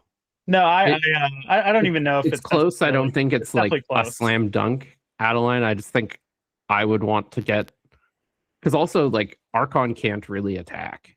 Well, it looks like Raccoon would say otherwise. It has a Shadow Spear to the Archon. Right. So. All right, yeah, the Shadow Spear makes it more reasonable. 6-point life swing here, pretty effective for you. Looks like we're playing a Caracas here as well. Caracas big, very very relevant here, and an Ocelot Pride as well. We got multiple choices for the Caracas here. Well, and this Pride is gonna make a 1/1, right? And then next turn it's gonna ascend. It's not ascending this turn. Raccoon only has 9 permanents, really close to the 10. Yeah, the card under the Chrome Mox. Are you at all tempted to Caracas the Arrington Giada right now? I think you should. Yeah, it looks like we are. Because then Wasply's doesn't get a chance to look at the top card of their library on their turn in upkeep or after draw step. And you're getting such a big mana advantage when you Caracas this Arrington Giada.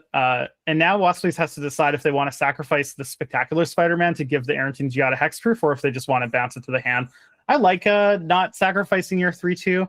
I think if you sacrifice your 3/2, you're only getting 1 more turn of your Arrington Giada. So like realistically, you're sacking board presence to potentially get more board presence, but you're gonna have to pay for that like future presence anyways. So yeah, it looks like we're just drawing from Wasply's here.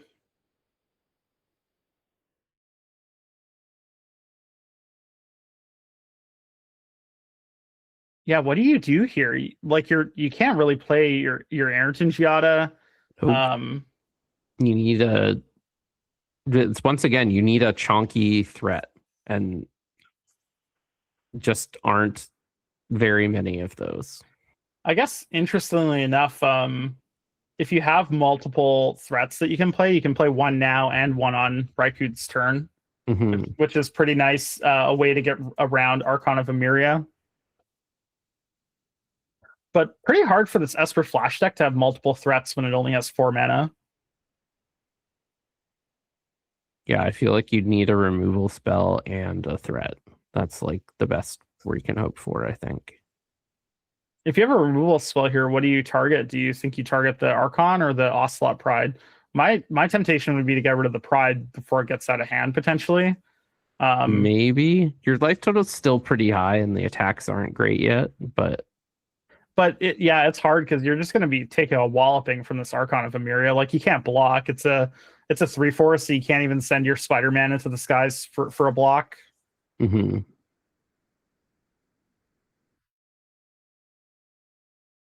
right. Okay, well, I guess we're going to see what Wasply's is choosing to do here. 1 mana white spell. I mean, it's got to be Probably some sort of sword. removal spell, right? Yeah. I think this removal spell decision, if it is a removal spell, is so critical that it makes sense that Waspleys has taken some time here trying to figure out exactly what to do. Looks like pending. Yeah, So if it's pending, I think. pending, it's going after the pride. Yeah, Or it and could go after the shadow spear, actually. Shadow Spear is pretty problematic for you. Um, But pride is probably the more pressing issue, I would imagine. I guess if you get rid of Shadow Spear, you can block Pride, right? Because then it Raccoon doesn't have You any can way. block pride, ways you to can gain block life, Archon. right? I guess Pride will still. Yeah, so we are ascend. going Yeah, after I the kind of Shadow like this Spear. play. I I don't kind of hate like it. this play.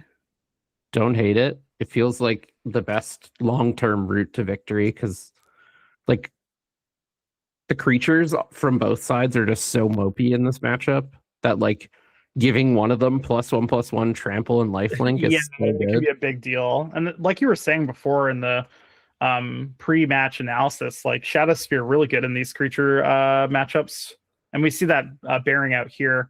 Waspleys played a tapped Triumph on their turn, so that signifies to me that they really want that 5th mana. Otherwise, you'd probably keep it in hand just to cycle at some point. We are on Raikun's turn, however, and Raikun just drew a card and is now considering whether or not they want to go to combat, what that looks like, etc.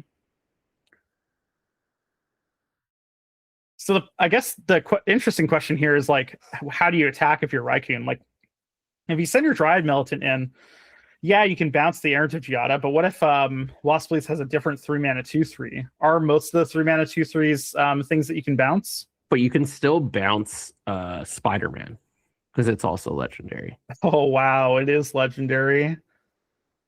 Adeline hits the board here.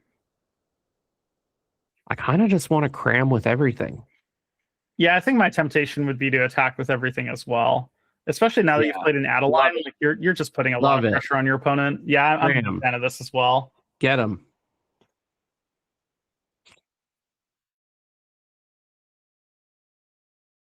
Yeah, and interesting thing here, if Waspleys doesn't play something pre-combat and goes to block with the Spider-Man. Is that a Slither Wisp? Yeah, looks like it to me. Weeping Angel. Sweet. Weeping Angel? Apparently it's a Weeping Angel. What is that card? Oh, First Strike, Vigilance, Flash. Whenever opponent casts a creature spell, it isn't a creature until end of turn. If it would deal combat damage to a creature, prevent that damaging, that creature's owner shuffles it into the library. Huh. So interesting. Not before blocks, we are not seeing the Caracas activation on the Spectacular Spider-Man.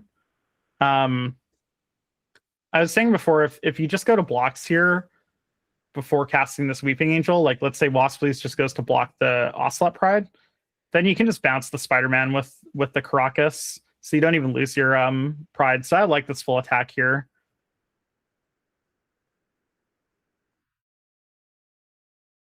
Interesting. It looks like Raccoon is just letting damage happen. What's getting shuffled in? Because presumably this Weeping Angel blocked. The Ocelot Pride is living for some reason. I'm not sure. Oh, no. It's okay. It is getting shuffled in. Yeah.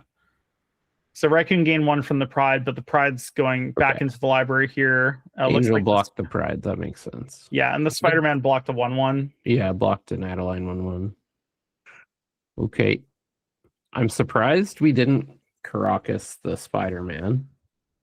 You know, I guess maybe if you have another 3-mana threat, you could say that's more important. I just want to pile on the pressure. Yeah, like you can eat my 1/1. I'm going to develop into something more significant.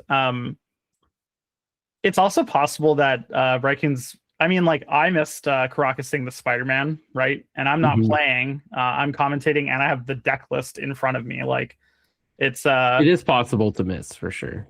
Yeah, definitely. Also, like if you have a creature in hand, you're kind of incentivized to keep it until next turn because you want to play a creature to turn off this Weeping Angel.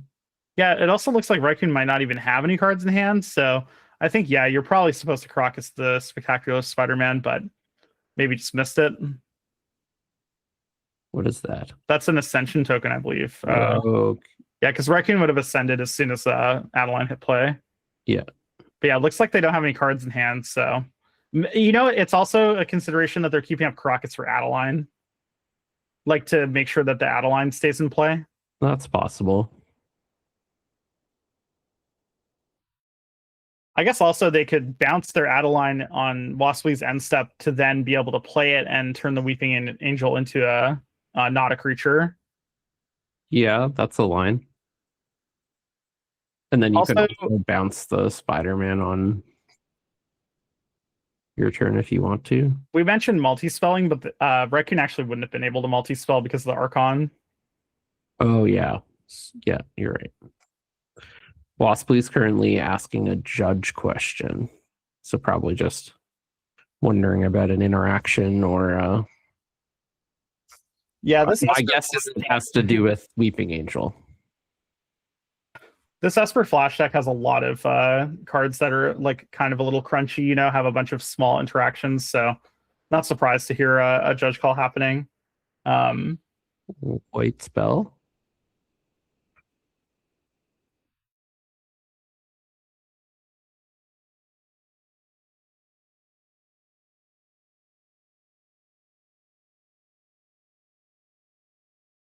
Wow, this thing has vigilance. Holy. This card is kind of crazy. Yeah, this card is kind of sick. All right, so Wasply's casting an Esper Sentinel. Okay, that's not passing the turn. Not at its best in this matchup. So let's see what Raccoon's doing here. Are they bouncing their Adeline or are they bouncing the Spider-Man? Bouncing Spider-Man, it looks like. I think you're kind of incentivized to bounce Adeline from my perspective because you really do. I guess doing it on your turn. Actually, you get a 1/1 from Adeline, so it actually you need to cast. Wow. Okay. But this way, you get to decide like do it after you draw. So like if you draw a creature, you can cast that instead of having bounced your Adeline. Yeah, that's fair. Definitely more mana efficient. Yeah, it looks like Raccoon's just sending in. I wonder if this Adeline is attacking or not, because it has vigilance, so it's not immediately obvious. The Weeping Angel is going to get the block here unless Raccoon has an instant speed. Flash creature. Yeah, in which case you would have cast it before blocks, right? Yeah, I guess unless you think there's some sequence where it makes sense for you to like let Wasply's block and then turn it into not a creature. I don't really see that though. No. Adeline not attacking. Yeah. Also, I guess if you attack, if you let's say you did attack with Adeline, the Weeping Angel blocks, you just bounce your Adeline. Looks like we're going to see the Spectacular Spider-Man here. Worth noting that even if Raccoon had a removal spell, Wasply's has the Spectacular Spider-Man in hand. So maybe if Raccoon has a removal spell here, could have attacked first to get the Spectacular Spider-Man on the stack so that they could remove the Weeping Angel. Yeah, we're Caracasing back, I assume, the Spider-Man. I guess now Wasply's has to decide whether or not they want to sacrifice the Spider-Man to give creatures indestructible and hexproof. Yeah, I gotta think at some point that's the line. If not now, then yeah, like what are you gonna do? Keep recasting this thing for forever? Probably not. Yeah, especially since we know there are already other legends in well here. Also, if Raccoon doesn't have a removal spell and you sacrifice the Spider-Man, you get to eat the Archon and the Esper Sentinel and keep your not Esper Sentinel, you get to eat the Archon and the Dryad Militant and you get to keep your Esper Sentinel, which isn't super relevant here, but I mean like the material on the board matters. Yeah, so I gotta imagine we're blocking Archon and Dryad Militant. Interesting. We're not blocking the Archon. Maybe Wasply's thinks that the Archon is better for them than it is for Raccoon, which is kind of an interesting. Yeah, I could see that. I guess Wasply's has like better flash turns, but I think the problem. Weeping Angel doesn't fly. Wait, I just assumed it did because it has the whole art has giant wings. But yeah, all right. Notably, giant winged creature doesn't fly. Thank you, Cyclopes, for letting us know that this Yeah. angel with giant wings doesn't fly. Yeah. Yeah, so that makes sense. Then you just block two ground creatures and take your 3. Raccoon not playing a land and not playing anything to the board. I'm curious what they drew. It's My guess probably is just a land. land. Yeah, and you just like didn't play it. No real reason to. Yeah, you have enough mana that playing the land so that if you drew a like Horizon Canopy land, but also drew a spell, like you're gonna be able to cast anything that you draw. Exactly. Okay, And if you just have one land in hand, we're duressing. Yeah, this is a duress from Wasp, please. It is a plains. Makes sense. Nice. Gonna get in with the angel. Yeah. Makes sense. I think Lost Place is kind of turning a corner here. Like they're not out of the woods yet, but it's definitely not looking as bad as it was looking previously. They're still just getting clocked though. Like they're definitely behind. Archon at some point. I wonder if and when Raikun's gonna attack with this Adeline. I mean, right now it's just a token factory. Yeah, so it looks like we're just blocking the 2 ground creatures, and we're gonna, trade with the Esper Sentinel. That makes sense. Hit you for 2 with the Archon. Must not on a creature. Yeah, what does Raikou play here? Just pass. Nothing. Just passes. If you're Wasp, please, you have to assume that Raicoon's just got another land, right? Like removal spell can't be a removal spell. Like, and the Aaron Giada we saw long ago coming back. I want to Caracas this immediately if I'm Raccoon. Yeah, I think there's considerations to keeping your Caracas up for Adeline, but I think you basically have to Caracas this Arrington Giada. I agree with you. Yeah. Yeah, so Raccoon does Caracas the Arrington Giada back to Wasply's hand, and Wasply's going to their draw step now. No interest in letting them get value. Depending on the context of Wasply's hand, I might not have hated upkeep playing Arrington Giada to see if you have a 2-drop flash creature. I mean, they got to look last turn, so they're. Oh, yeah, that's right, because the Arrington Giada was in play. They knew. Like, I think Wasply's is one good draw away from like turning the corner here. Yeah, maybe another removal if they spell. can remove the Archon, they're in. Because that's another reason not to leave Caracas up for Adeline. Is Archon is the most important creature you have in play. Like, yeah, the Adeline. You if they have a removal spell, it has to get pointed at the Archon at this point. So. I think getting rid of Shadowspear earlier on was really relevant, though. Like you could imagine Shadowspear just completely taking over the game for Raccoon in this spot. Like, yeah. Like, yes, Waspleys is still down and has been on the back foot the whole game, but I think if the Shadowspear was in this equation, like it would have been a lot more trivial for Raccoon to get there.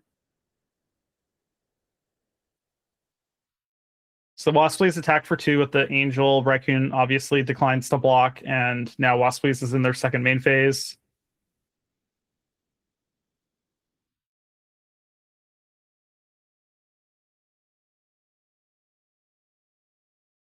So we know Waspleys has Arrington Giada in hand, but we don't know about any other spell.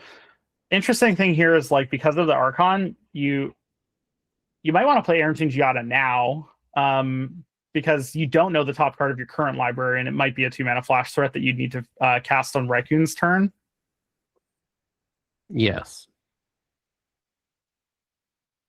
I'm trying to see how many there are. I don't think 2-mana flash threats are that abundant. Like you've got Malcolm, Fairy Mastermind. I'm counting.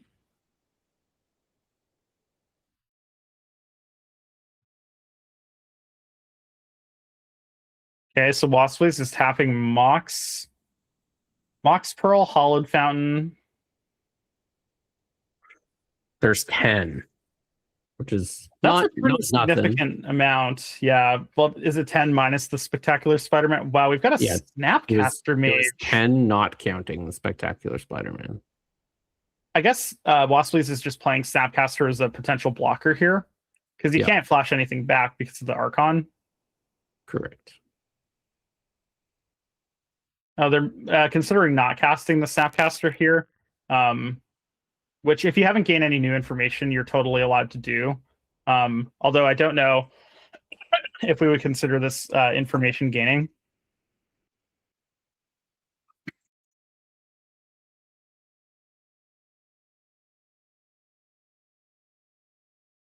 I mean, there's nothing. I don't think there's really anything relevant to Snapcaster back. There's a Gitaxian Probe, but you don't want to pay life for that. Okay, and looks like we've gone to Raccoon's turn, and we're casting a Dismember. Upkeep, Dismember. Okay. Yeah, it's Beholder's Death Ray or Dismember, I believe. Oh no, it's Snuff Drown Out. in the Lock. Snuff Out. Snuff Out. That makes sense. Okay, and we snuff the Archon here. That also makes sense because now we can cast the Errant and Giada. But yeah, and Waspleys cast the Snapcaster Mage on their turn because this puts them to 1. So they actually, if Raccoon had a removal spell, Raccoon would be able to win the game if they hadn't cast Snapcaster. I guess they could have just cast Snapcaster on this turn, though. March? Yeah, it looks like March. March for the Weeping Angel. All right, that's a good one. That's just it, right? Because we march the Weeping Angel, attack with Adeline in the 1/1, and Aaron Giada gets. Yeah, and you can bounce Errant and Giada. Raccoon taking damage from Ancient Tomb here. I don't think you need to do that, but I mean, you're winning the game most likely. I guess Waspleys could have a different flash threat that isn't Errant and Giada that could block, or it could have a flash threat like Aang. Or they could have a flash threat like Aang. Through timing. So we're through timing, and you have to hit Force of Negation. Could be Solitude as well. If you hit Solitude, you're good. Oh, yeah, because your card is Errant and Giada. So this is exciting. This is a really big dig through time here. Waspleys needs to hit Force of Negation, Solitude. I think that's it. I think it's just Force and Solitude. That's all I can think of. Because you can't have Force of Will. Force of Will doesn't do it. Daze doesn't do it.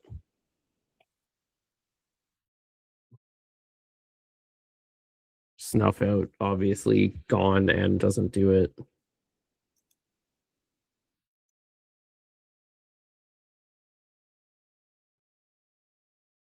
So the card that was in their hand is up by the Snapcaster Mage. We know that if they hit either Solitude or Force of Negation, they are able to cast it as well because they have Errant and Giada in hand. So they have both colors covered in terms of needing them for the free spell activation. Yeah. I have to imagine that would be the card getting pitched given the Caracas situation.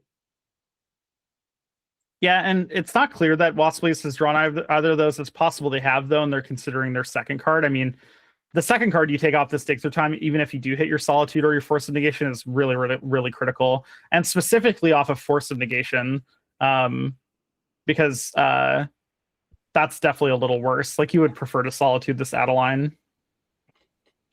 Yes.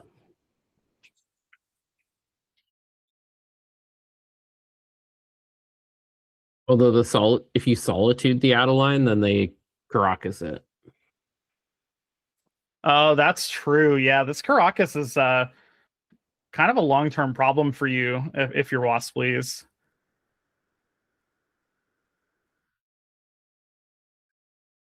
So then, do you think you take Force of Negation over Solitude? I mean, you would take Force. You would probably take Force and Solitude, realistically. Yeah. Because they can't attack with the Adeline if you have the Weeping Angel in play. Exactly. All right. They should be able to figure out.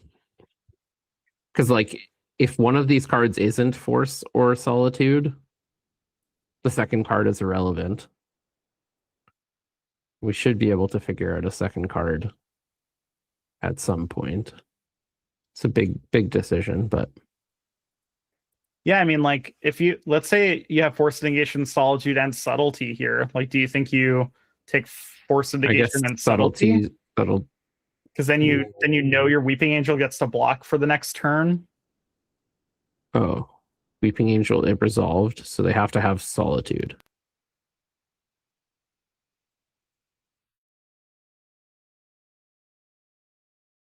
Wow, and yeah, they hit the Solitude. What? That's so exciting. I mean, Waspleys is still in a pretty bad position here, as long as Raccoon makes sure to bounce their Adeline. They saw the Caracas. Although Waspleys gets a draw step here to draw another removal spell. Because if Raccoon plays the Adeline out, if the other card they took was another removal spell, then they're back in it. But they're still precarious. Like they're at 1 and they only have a Snapcaster Mage in play. Yeah, so we're gonna need to see a removal spell here from Waspleys right now. Or like I guess multiple a really good creature like the next turn, but a Barrowgoyf would be a nice one here. Ang could be good too. Like you just Ang the creature pre-combat. Wow, Waspleys has the Swords of Plowshares, and now they're going to get in for 2 with the Snapcaster Mage.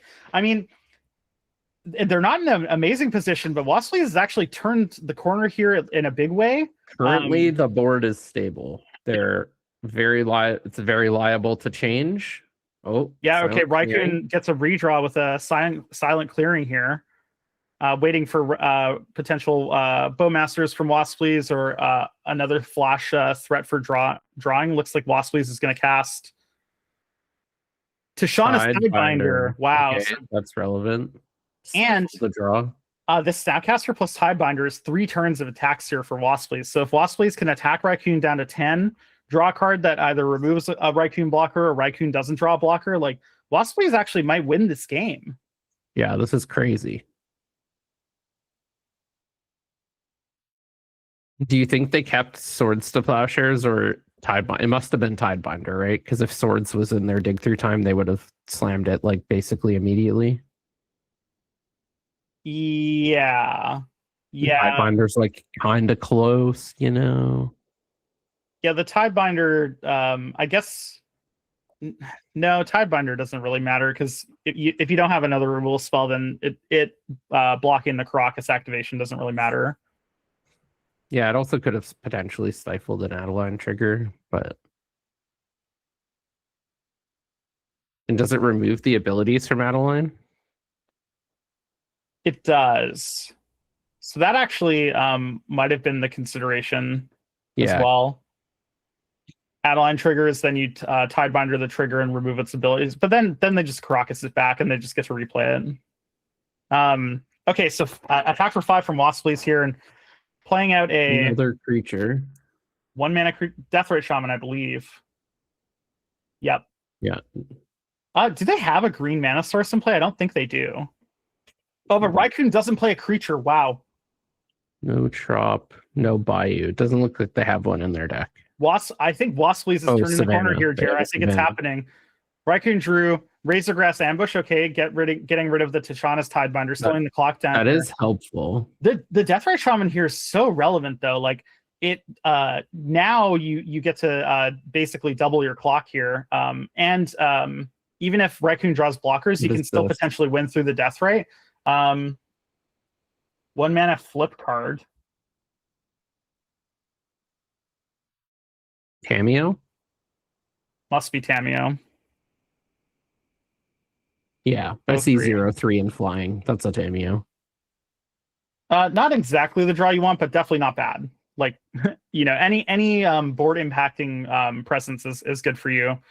Looks like Raccoon drew a 1-drop, which is Usher of the Fallen, which is relevant because you can make 1/1s. And Waspleys is exiling a card from Raccoon to take them down to 6. Yeah.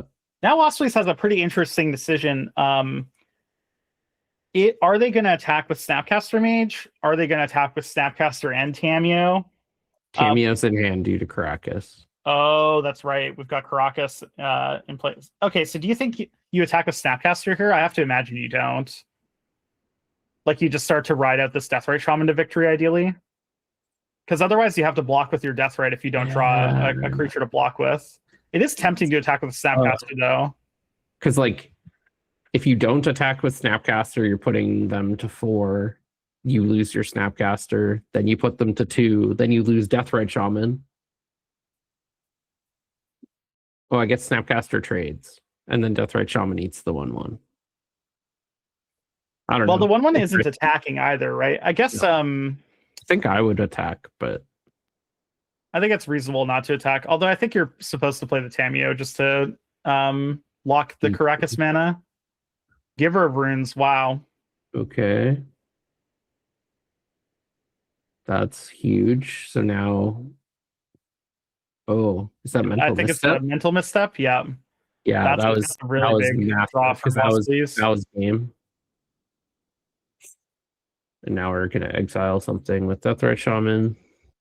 It wasn't exactly game right away, but now Waspleys gets to untap attack with Snapcaster. Raicoon's obligated to block, and then Waspleys gets to exile a card on Raicoon's turn, and then on their turn exile another card to win the game. Yeah. So unless Raicoon draws exactly a removal spell here, I guess Waspleys is actually going to be taking it.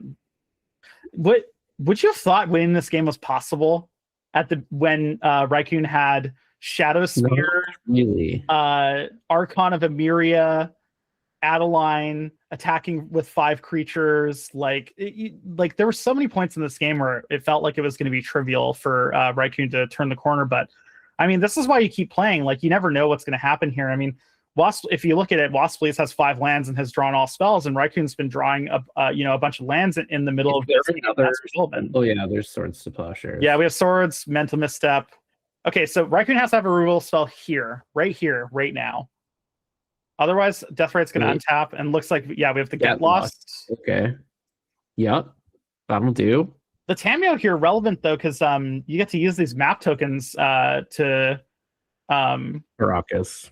well, you can use one of them. You can use one, because if you Tameo and then map token, they Caracas, but then you can replay Tameo and then map token to try to set up the top of your library. Wow. Raicoon at 2, Waspleys at 1. We know Waspleys has a Tameo in hand. Raicoon playing off the top. Drew a crucial removal spell last turn.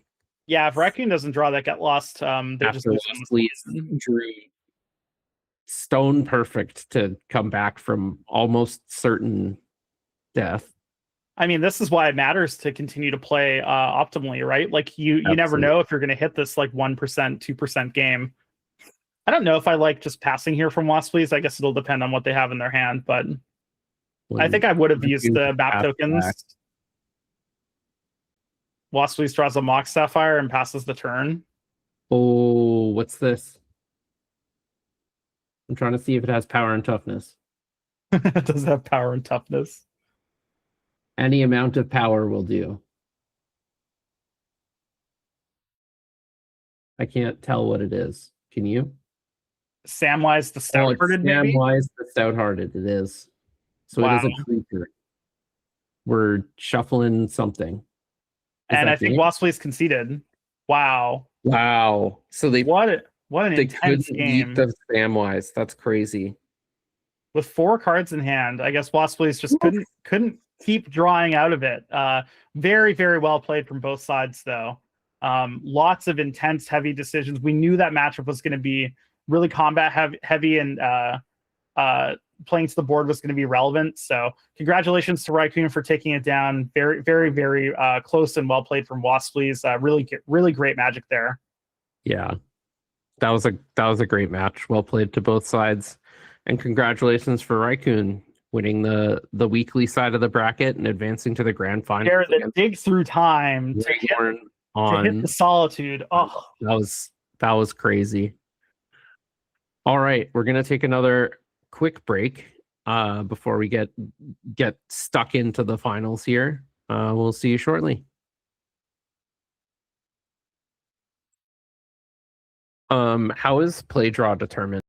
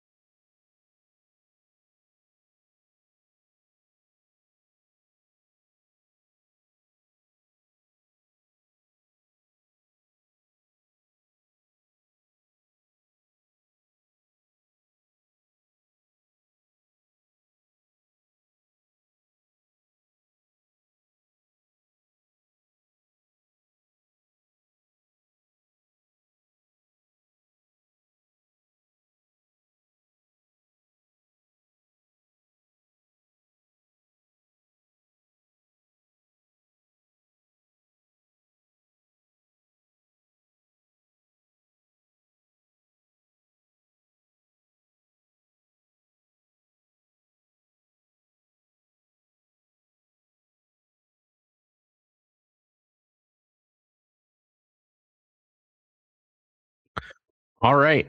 Welcome back for the grand finals of the Canadian Highlander 2025 Discord webcam year end. Once again, I'm Jer with my good buddy Trent. Will the asynchronous league take it down or the weekly bracket? We've got Rigorn and Raikkoon battling it out in the finals. I'm excited, Jer. Me too. So this is a similar matchup for Rigorn to the last one they had. I would say Raikkoon's deck slants a little bit more aggressive than the Boros Taxes deck. Probably a little less interaction. But given the fact that Rigorn is kind of light on creature interaction, it'll be an interesting matchup. A little bit more of a race, I would suspect.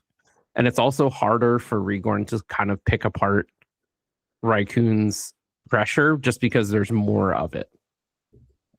I mean, the 1-mana 2/1s are pretty relevant in this matchup too. Like just having a little bit of extra speed from Raikkoon on the Death and Taxes could be the difference between winning a turn before they get to Time Vault, for example. So yeah, exactly. I'm really excited to see exactly how this matchup shapes up as well. Awesome. Well, we've sort of set up the match. Let's see how it plays out and head down to the players when they're ready. If you ask me, Jer, my money is on Mono White Death and Taxes, mostly because I want it to win versus Time Vault. Time Vault from Time Vault is kind of the boogeyman of the boogeyman, yeah. Format currently. If I was taking odds for the next points update, I would lay pretty significant odds that Time Vault will get pointed. I think it is very likely. But we'll see. Anything could happen. And I just hope we have a good match. I'm kind of sad here though, and maybe we'll see it, but the Harm's Way definitely not where you want to be in this matchup. So no, Harm's Way not as good in this. We didn't get it last. Would have been amazing match, so. last round, but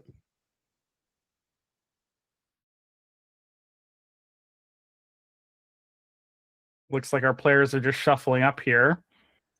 Yeah, and stuff like Shadow Spear also not ideal in this matchup. Although, like we've talked about, Rigorn, teching for combo and blue decks has a bunch of cards that feel like misses. Grafdigger's Cage, Fluster Storm, Soul Guide Lantern, pretty awkward. Like does basically nothing. Yeah. Yeah, so they have a couple of their own cards that aren't for sure. They very good. Stinkers on both sides.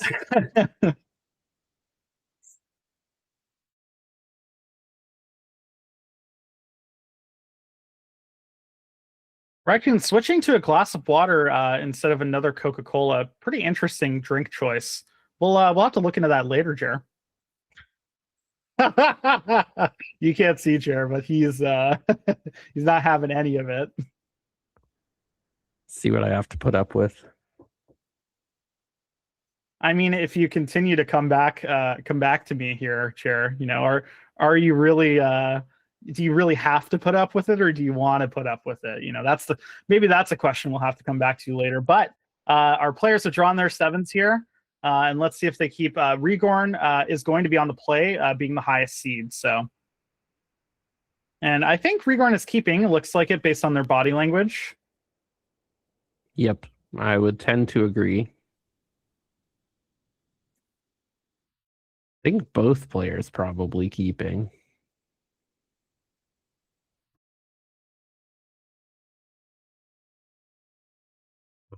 Yeah, Raikkoon's still considering. It looks like Raikkoon's going to mulligan. I mean, we'll probably see Death and Taxes mulligan a little more than Bant Time Vault in this matchup. Like, what Bant Time Vault asks of you, especially when you're on the draw from the Death and Taxes side, like you were talking about earlier, Jer, it's a lot more specific. Bant Time Vault can keep hands that are a little less specific and a little more malleable and shapeable.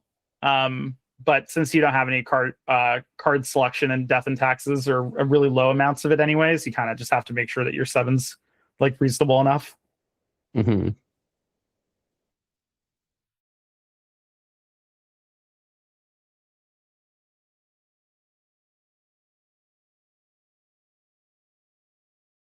Yeah, Got it the looks like thumbs we're up. getting Keeping this one. snappies. Yeah, that was a quick one.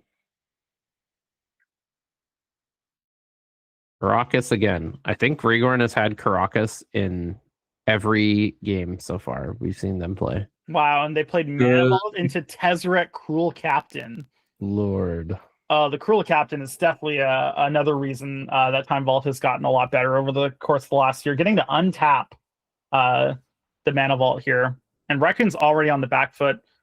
1 mana into Kithian, Hero of Akros. I mean, this is kind One of of the best these you can hope boards for if is you don't not have like a Mox the other. I mean, not into Caracas, but oh yeah, I guess the Caracas bouncing your Kithian, definitely a big deal here. Rigorn playing a Misty Rainforest. Rigorn's just got feels like it's got years. He's got years to set up and do whatever he wants.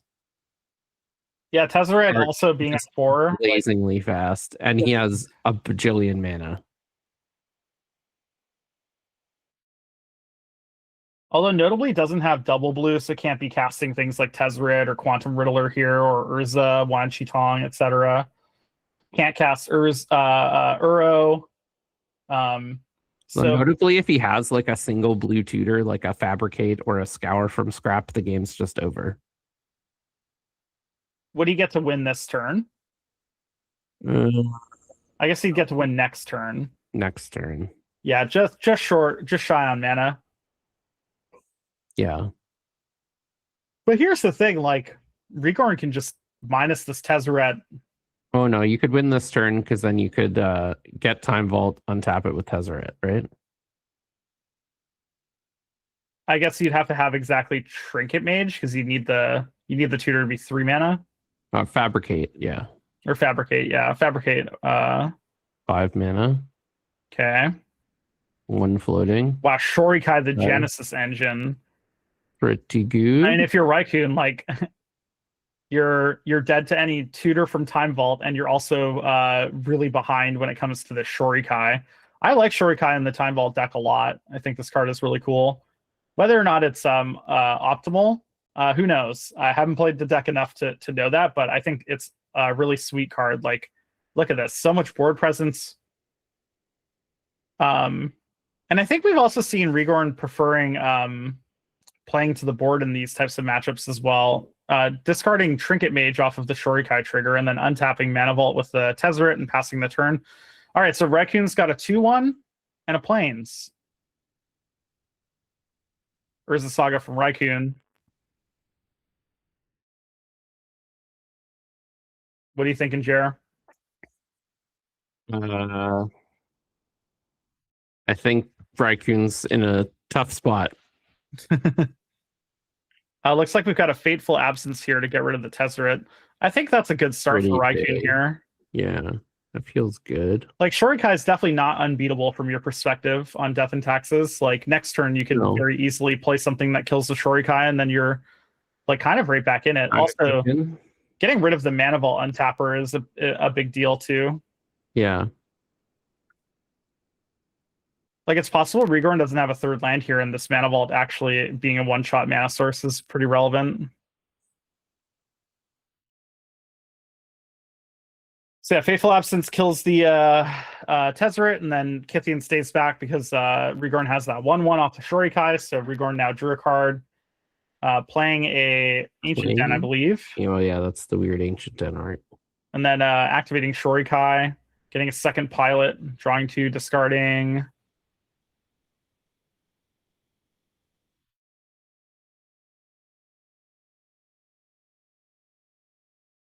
Mental Misstep. That's playing out of Chrome Mox here from Rigorn, getting rid of Jataxian Probe. Okay. So this is the second blue source that Rigorn potentially needs to cast one of these larger blue spells. Yeah. Or are we getting frisky with the pilot? I mean, I think you might as well at least attack for 1. Just passing. Maybe Fair valuing enough. Keeping the pilot around to try to eventually fire up this Shorikai, you know? Bash in for 8. Doesn't We're seem back to Raccoon. the worst.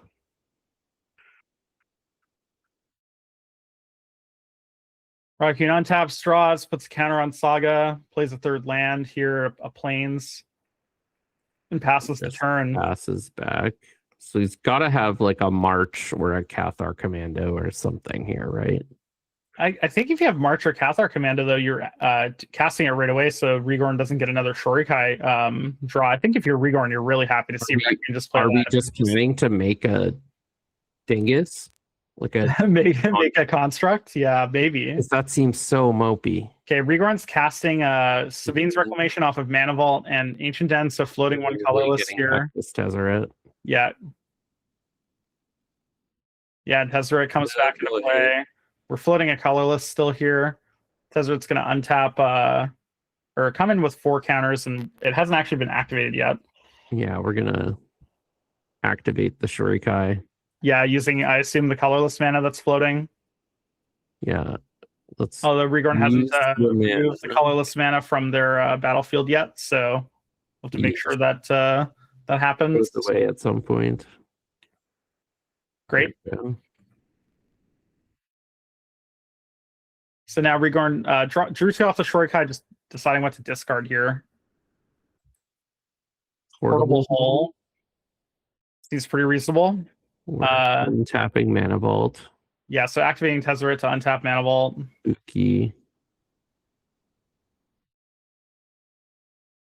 Yeah, pretty scary because you think you would untap the Shorikai, but maybe Rigorn values just having the Mana Vault, access to the Mana Vault mana. And looks like nonsense. They're getting lose focused.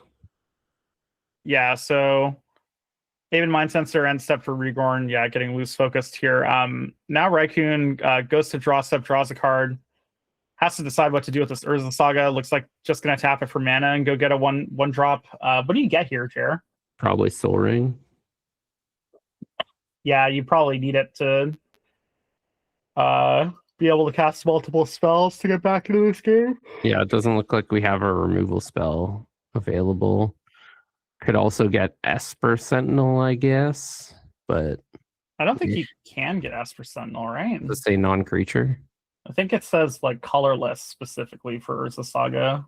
Yeah, 0 or 1 colorless. Okay. I think. No, it just says artifact card. Oh, 0 or 1. Huh. I didn't know you could get Esper Sentinel. That's good to know. Yeah. I know what I'm talking about. I should never have doubted you. Never mind. It does say 0 or 1 with the colorless. I should never have doubted me. Yeah. So it doesn't say mana. It doesn't say mana value 0 or 1. It says mana cost 0 or 1 colorless. I mean, getting Soul Ring here makes sense from Raccoon's perspective, though. Yeah. What ended up in the graveyard? Not sure. Oh, Wasteland, maybe? Oh, yeah. Yeah, okay. So we got Wasteland on the Caracas. Nice. And then we're playing out Athalia. Then Athalia. Then it's the 2-mana 2/2 flying artifacts under tapped. Spectacular Spider Woman Stunning Savior. Okay. Yeah, this is a start for Raccoon. I mean, Rigorn is still just activating Shorikai every turn, has a Tezzeret. Like, still feels like not enough, but we'll see. 3. Mana Vault being tapped and then untapped with Tezzeret. Very scary again. 6. 7. 7 mana for Rigorn. Looks like they're recasting back Savine's Reclamation. Yeah, what are we targeting here? Caracas and maybe a fetch land.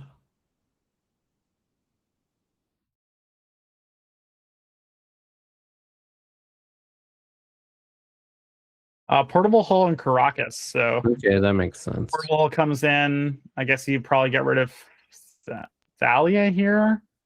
Yeah. Notably, Portable Hull's tapped, which actually might be relevant if Rigorn has War of Invention. Could be relevant, yes. If it becomes relevant, we'll make sure. Yeah, well, yeah, it's quite often not going to be relevant. We'll take in the Spider Woman.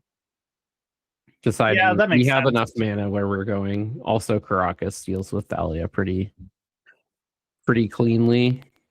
And you can actually block Thalia now with your pilots and your Shorikai if your Shorikai's untapped. So like even the attacking from Thalia doesn't matter. Like it's possible this Thalia might be better for you. Diamond. And Rigorn using one of the leftover mana to cast a Mox Diamond, paying for the Thalia, getting rid of a Scalding Tarn. Playing a Wooded Foothills. So we have mana galore, not activating Shorikai. Yeah, now that I think about it, I think the Thalia is actually better for 1, Rigorn. 2, 3, 4, 5. You have so much more mana than Raccoon. Yeah, but just Raccoon has 50 creatures and 30 lands.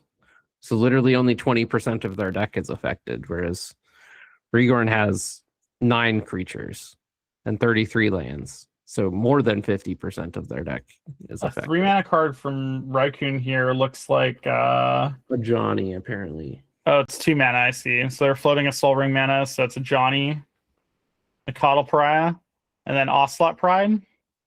We still got a mana floating from the Soul Ring. Yeah. Attacking with the Thalia. I mean, you just got to fire up the Shorikai engine and block, right? Yeah, that's terrifying.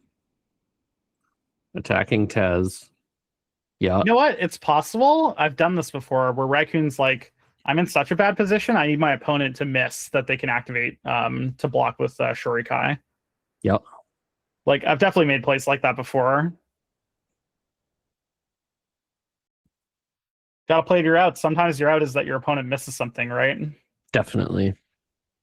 I mean, you and I have won many games against each other doing that to each other. I can think of one particular game where you beat me with Reset High Tide because I mistimed the casting of a spell and you were able to Snapcaster a High Tide in response. Yep. Looks like Rigorn, drew off the Shorikai and discarded Uro. Wow. Discarding Uro off of a Shorikai. Nice. So has Caracas. Yeah, it looks like Raccoon is scooping it up. I think it's fair to scoop it up after you look at the board and you go, okay, well, I have to beat a Shorikai and an Uro and a Tezzeret. Like and turn 1 land, Mana Vault, Tezzeret.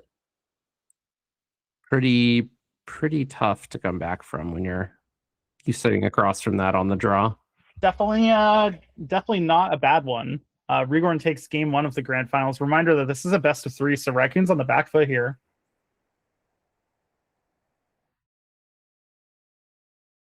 Although gets to be on the play this match, and I think that matters a lot. Because that was a well above average draw from Rigorn. Anytime they have like a quick Academy or Mana Vault, it almost feels like you're playing against a different deck. Yeah, definitely. Looking back at it, I actually like that attack from Raccoon with the Thalia. You're so far behind. Just assume that for some reason Rigorn's gonna miss or like block in a bad way. Like you got to play to your outs. You're like you're almost 100% dead there at that point, right? Like you might as well just go for it.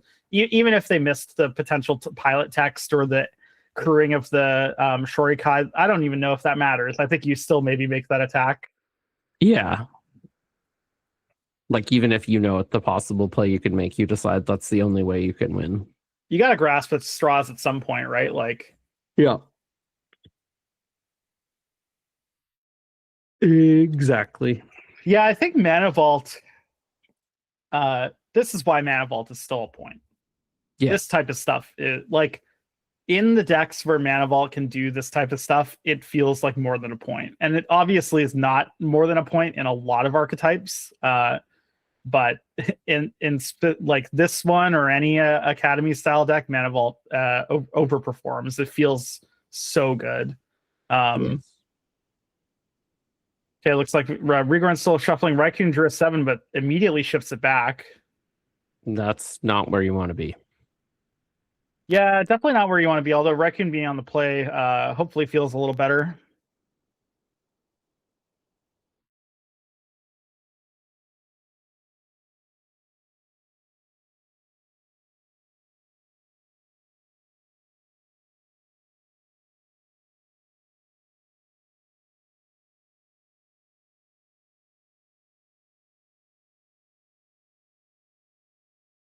Looks like Rigorn's keeping. Yeah, based on body language, that looks to be the case. All right, let's hope that Raccoon can draw a good 6, and maybe we can get a nice game 3 going here. Looks like no lands. Yep. Okay, so Raccoon's just showing the no lander and going to 5 here. Yeah, If you're gonna win on 5, good, you want to be on the play for sure. you're starting to get limited at this point. Because now any interaction Rhaegorn has is just amplified because of the lack of resources that Raccoon has. Yeah, and unfortunately, one of the things that Mono White doesn't have that Boros has is Boros has like random cards that end the game extremely fast. Things like gut, bombardiers, right?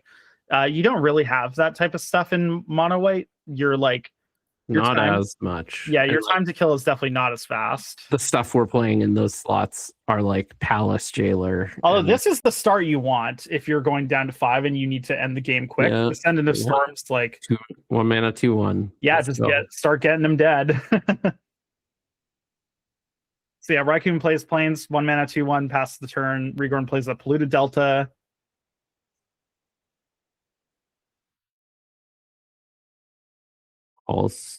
Casting Chromebox. Savine's Reclamation under it. And casting a Soul Guide Lantern. Okay. And a Mox Opal. Good lord. Lot of mana. This is not what you want to see if you're Raccoon. No.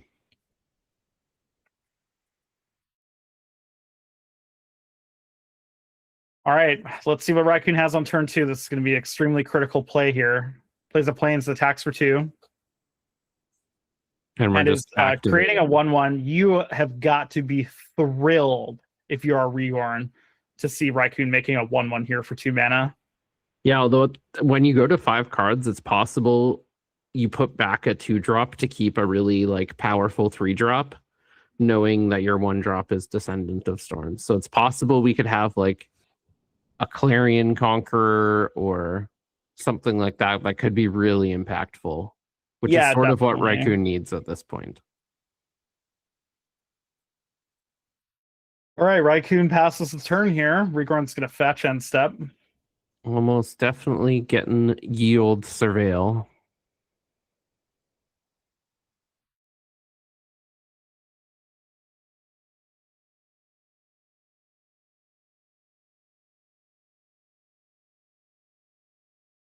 Yeah, you could get surveil. I guess you're probably not wanting to sacrifice the Soul Guide Lantern right now because of your Mox Opal.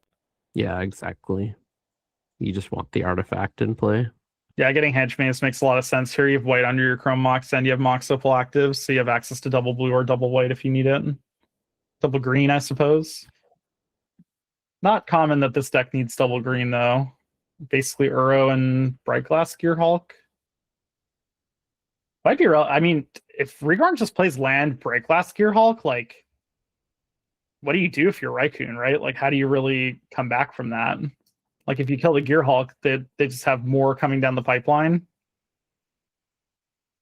I think Raccoon needs to hope that Rhaegorn's hand is mostly random sculpting mechanisms or dead cards like Grafdigger's Cage, basically. Yeah, you're hoping they like kept based on the really fast start and not based on the fact that they have the ability to assemble the combo quickly. Looks like Rhaegorn has a transmute artifact in hand. It's going to play a Beseju who endures as a land. And Binda Savannah, notably from the Hedge Maze. So probably not land light. Plays a Teferi Time Raveler. Yeah, Teferi bouncing the 2/1, but making the 1/1 off of... it's not that bad for Raccoon. It's actually pretty good for Raccoon, all things considered. Like, it's obviously not ideal, but I mean, now you get to kill this Teferi. Yeah. Play a land, and if you have an impactful 3-drop, Raccoon might actually be in this game still. Yeah, like if we have exactly Clarion Conqueror. No, that's White WPA. Plume. Wow. White Plume actually really good here. Probably one of the best. Notably, the land is Strip Mine as well. Yeah, that's really relevant too, because Raccoon's going to get a Plains here, and then even if Rhaegorn tries to go off with a bunch of Academy mana, it's going to be a one-shot because Raikun's going to be able to strip mine it. And this also means that Rigorn can't play for a longer Urza Saga game that would be challenging for Raikun to potentially deal with. So yeah, strip mine being the third land actually super relevant. Good call out, Jer. So Right, Raikun so grabs the planes. the clock is established. And looks like Rigorn has Enlightened Tutor. I mean, Rigorn could just win the game right here, right now. Well, let's see. We know they have Transmute Artifact. Yeah, so if they get short, yeah, they can just win. They go get Time Vault. They play Time Vault using Beseiju and Chrome Mox, and then they can. Oh no, they're short 1 mana. So if they have a land in their hand, any land. Well, and they got rid of Savannah off of the Hedge Maze, so I think they probably do have a land in their hand. Although if they have a land in their hand, they might not have played Beseiju as their second land, right? Yeah. Who knows? And we know they can't draw a land, so it has to be a land in hand. Yeah. So Rigorn this might be the last turn of the game, everyone. Rigorn might be taking it with Time Vault here.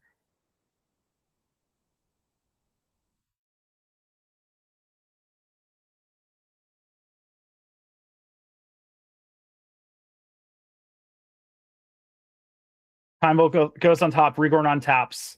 Draws Time Vault. Does Rigorn have the land? We're playing. Oh, interesting. Tapping Hedge Maze and Chrome Mox for Time Vault leads me to believe doesn't have the where it's land. A blue land. Oh, it is a blue land. Wow, Rigorn has it. Okay, so as long as Rigorn sees the line, which we have to assume that they're going to, Transmute going to be your untaps. 2025 Canadian Highlander Webcam Discord year-end champion. Transmute Artifact. Yep. Get rid of my Soul Guide Lantern. Find a key effect.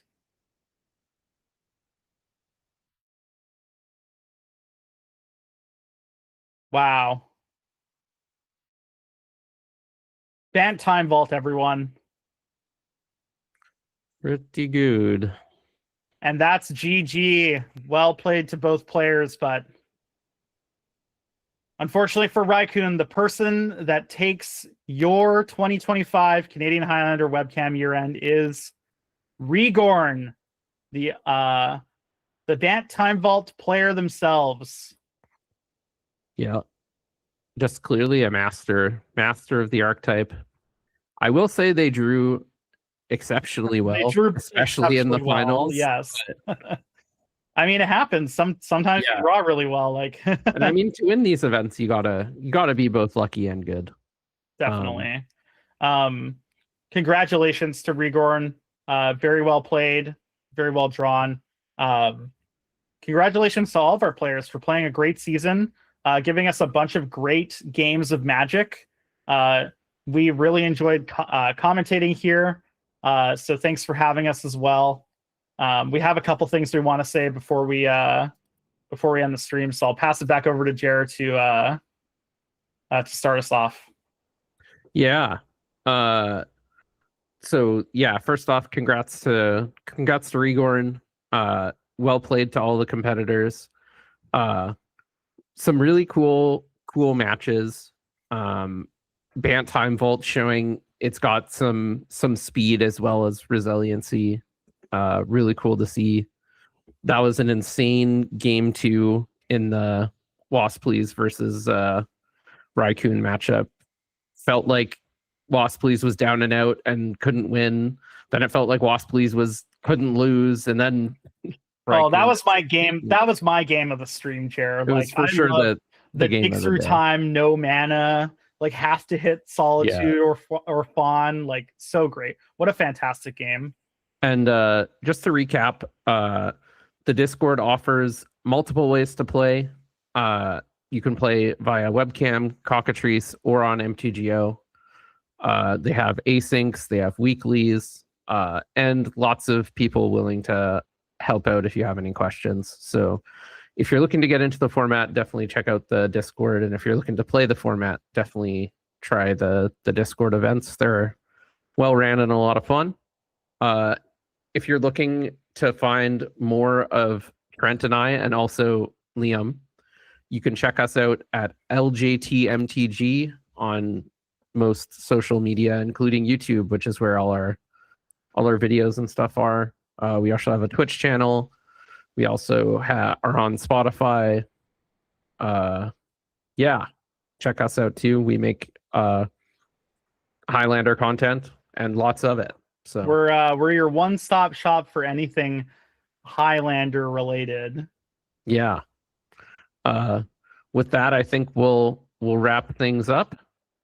Thanks a lot for commentating with me, Trent. Thanks a lot for Cyclops behind the scenes doing tons of work organizing this event, wrangling commentators, players, other TOs. Shout out to the other TOs. Goif, I know, was doing a lot of work behind the scenes. Our judge Hudra, big ups. It's always amazing to have a judge for these events. It's always Definitely. I know I'm always kind of sketched out as a player when I'm playing like a high stakes event, whether it's for glory or prizes, and there's no judge, and it's like, But so it's always an ease of mind thing for both players and TO when there's a dedicated judge. So big shout out to them for volunteering. Everyone involved with this, all volunteers. So yeah, we might be missing some people, but we appreciate all of you. And it's, from our perspective, it's been a pretty seamless experience to come and commentate. And we hope that you really enjoyed the show. And thanks for commentating with me as well, Jer. I know sometimes you have to deal with my antics, but I'm glad that you're still willing to do so after the 12 or 14 years of friendship. So hopefully we'll be commentating again together in the future. Definitely. All right, with that, thanks everybody for watching, and we'll see you next year maybe.